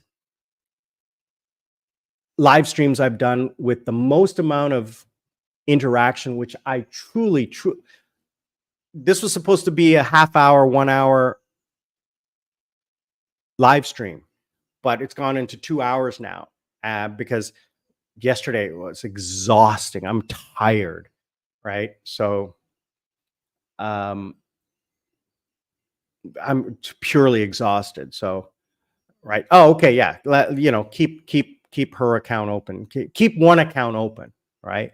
But the thing is that let's pretend hypothetically, one of your former students or one of your former companies calls you up and says, hey, listen, we have a job. We're wondering if you would like to do it. It's online. You can do them. And do you have an account? Now, if you don't have an account, it's very difficult to pay you. You may not have a visa, but they internally, they want, you know, again, I'm just saying, right? I'm just saying that there's scenarios where having an account would be beneficial. So again, I'm just saying, Just saying. But you know, you do you, brother. You do you. But again, it was really good to see you back on the channel. I truly, truly appreciate it. Big shout out to Terry, who's here in Sri Lanka. Glad you're enjoying it. He's leaving next week. Sorry, I'm not going to be able to meet up with you, but we did meet up for coffee once. Darren's in town. I was supposed to see him yesterday, but I didn't get back in time till like 6 p.m. Won't have time today, but hopefully I'm going to hook up with him and have coffee with him. Surat, brother, haven't heard from you in a while, but again, true love to you. Guys, if you want to support your channel, buy me a coconut. There are memberships. There are memberships available on YouTube and on Buy Me a Coffee, Buy Me a Coconut. So if you want to support the channel, otherwise, just watch a commercial. That would be the best. Comment, like, subscribe, do all those wonderful, beautiful things. Let's wrap up with a night at the club. This was only 4 years ago, right? This was only 4 years ago, just before COVID. This was a night at the club. So just so you know, my club was 2,000 people, 3 rooms. So this is the first room you walk into. It's the EDM room. All right. And you walk straight in, then you turn left into a hallway between the two rooms. And on the right-hand side of that is my VIP room right here. This is my VIP room. So you need a band to walk into this VIP room. Okay. This VIP room is private bar, my bar. All right. And then you walk left, and then you walk this to the left of this is a hallway that walks straight into the hip hop room. And there's a couple of VIP tables there. So that's the hallway there between the 2 rooms. No strangling the dancers. And there was another neon sign I love there. It says, easy but expensive. I'm easy but expensive. And then this is the hip hop room. So you walk in, here's the main bar, and then there's another bar in the back. So this is a lounge area, and then the dance floor is right there. And the VIP tables are along the wall. And this is the dance floor, and there's another bar in the back. And this was the biggest part of the club. I would never go in here because it was too crazy. And the music is all turned off here because YouTube copyright. But we have about 2,000 people a night, every night in the club. And my job was to entertain and host that. Yeah, if I had an account, I'd be tempted to work. 43 years was enough. Brother, I got you. You know, I got you. I totally understand. You do you, okay? You do you. I was just making not even for you, but for anyone else who's watching or listening in that situation. But you know where you're going. You know what's going to happen to you. So, brother, peace on you. Good to go. Let's see. 2 a.m. in the club with my brother Hanjin, partying it up. We've been partying together. This is my best friend. So Hanjin is one friend. This is my best friend, Brad. He's a little older than me. For 9 years. So this video was about 5 or 6 years ago. Living life, brother. A good time. Living life. Sammy out. Back in the VIP room. Sammy on a Saturday night with my brother and super VIP. So this is Hardik. He is a Dubai resident. So he lives in Dubai, and he travels to South Korea. He does import export of precious metals and jewels and stuff like that. Yes, Hardik, living life in Itaewon. He was one of my super VIP guests. He would make a phone call. He would make a text to me, and I would immediately open up a table, his table. He has one table. Whoever's there, out. Immediately, 2 security would be assigned as soon as he arrives to follow him around. I'd have one of the waiters pick up his car from the front of the club and park it. It was usually an expensive luxury car. So he pulls up, The two security are there. They walk him into the club. He doesn't line up. He doesn't get ID checked. He walks straight in. I mean, normally my VIP guests don't line up anyway, but they have to wait a minute for ID check. He doesn't. Walks straight in. His bottle is already waiting for him. It's already chilled. It's already opened. And as I'm walking down, it's being poured. So as soon as he walks to the table, there's a drink ready and waiting for him. That's how much money he spends in the club in one night. Where are you today? I'm here. Where? Great hospitality. No. From my friend Ituan Sami, the one and only showstopper. When you talk about showstopper, he's the one. Right here. Yeah, guys. Like, I would go to, it's like going to France and not seeing Eiffel Tower. And if you come to Seoul and it's not meeting Ituan Sami, you're a loser. So just in case you didn't hear, he said he was complimenting my hospitality. He said, it's like going to France and not seeing the Eiffel Tower. If you come to Seoul and you don't see Itaewon Sami, you're a loser. So that's what he would say. I didn't get him to say that. You heard it here first, you know? I did not solicit that at all. But these are my VIP guests, and this is why I love my job so much. It's because of people like that. I love my job. I love Itaewon Sami, and Espa out. Back in the VIP. So you can see I'm wearing a earpiece, and that's connected to a radio. So I have two channels. One's for my bartender, who's also wearing an earpiece. So I have one bartender, and then the second channel is for security. So I'm on the security channel, so I can call all the security if I want. And the one channel is for the bartender. Channel 3 was a private channel for the executives. So the first channel is where the executives would call me and tell me to switch to channel 3. But the bartender would never call me. Well, he never needed to. He never needed to. Did he ever need to? No, he never needed to. Because I was always there. I was always going back and forth, so he never needed to. But I was always on the security channel just in case. 3 a.m. My shy VIP guest.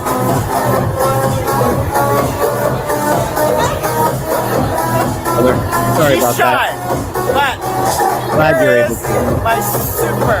I'm happy to see you. VIP guest. She's leaving us on Monday. Everybody say bye. She doesn't speak barely any We're English. all She doesn't going to San understand anything. Francisco. But you'll be back. And who are you going to party with? Doesn't understand anything. And where are you going to party? What club?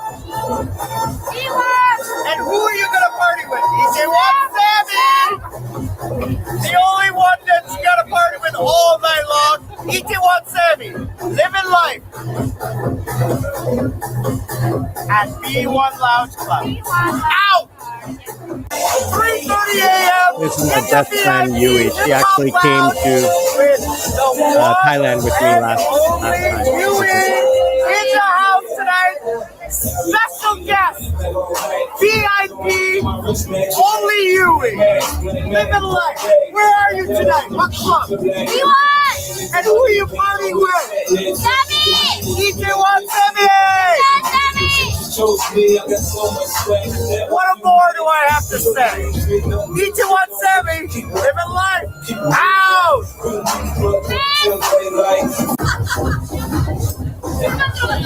Wow! 4 a.m. in the VIP room, partying up with my super VIP guest. I gotta tell you, Itaewon Sami, living life. How could it get any better? Look at this. How could it get any better? 어디야? 여기. 어디야? 누구? 이태원 세미. 재밌어? So I said, are you having fun? And she says, I'm having a super fun time. You heard it here first. In Korea, everybody loves Itaewon Sami. VIP Lounge, Itaewon Sammy, out! 5 a.m. What the fuck is going on? You know what it is. You know what it is. Out with my brother Jay Itaewon and Jay. Sammy, Korean Jay. Yo, Jay in the house. Jaeejay. This is what we do. I don't Feel even me? have to talk. Yo, I don't even have to talk. listen. D1, we kill it. We With kill who? it. Itaewon Sammy. You know heard what it here first. You know what it is. You heard it here. We're gonna go inside. We're gonna Let's get it. party. You know what? 5 a.m. 5 fucking a.m. Everybody's loving Itaewon Sammy here on a Saturday night. You gotta be here. Itaewon Sammy out. Yo, real talk, get on that VIP list. If you're on that VIP list, you gotta wait on that stupid line. Yo, but you go to the VIP list, you get on the good list, you feel me? You don't gotta wait for nobody, you feel me? You gotta hit up Itaewon Sammy. Yo, Instagram, Facebook, you know what it is. Kakao. Kakao. And now, you, I don't know what the fuck that is. YouTube, okay. YouTube. Yo, get on that. You gotta love it. Get it. Say it right now. Itaewon Sammy out. Itaewon Sammy. We out. Gosh, those were the good days. And that one of the reasons I started a YouTube channel was to document these things in like a digital diary so I could go back and look and remember the great times I had and the things I accomplished in my life and the friends I had. So thanks again, guys, for joining. I truly appreciate it, truly love. Thanks from everyone from all over the world: London, America, Canada, China, our friends from all over the world, from the Philippines, from America, from Sri Lanka, everyone, everywhere. It is truly an honor that we have this medium where we can interact together, and that I specifically have you guys, my Sri Lankan Sammy family, joining me. We'll see you with mom and dad. We'll see you all on the other side. Lots of love to you guys. Be good to each other. And remember, learn to live life. Don't let life live you. I will see you all on the other side.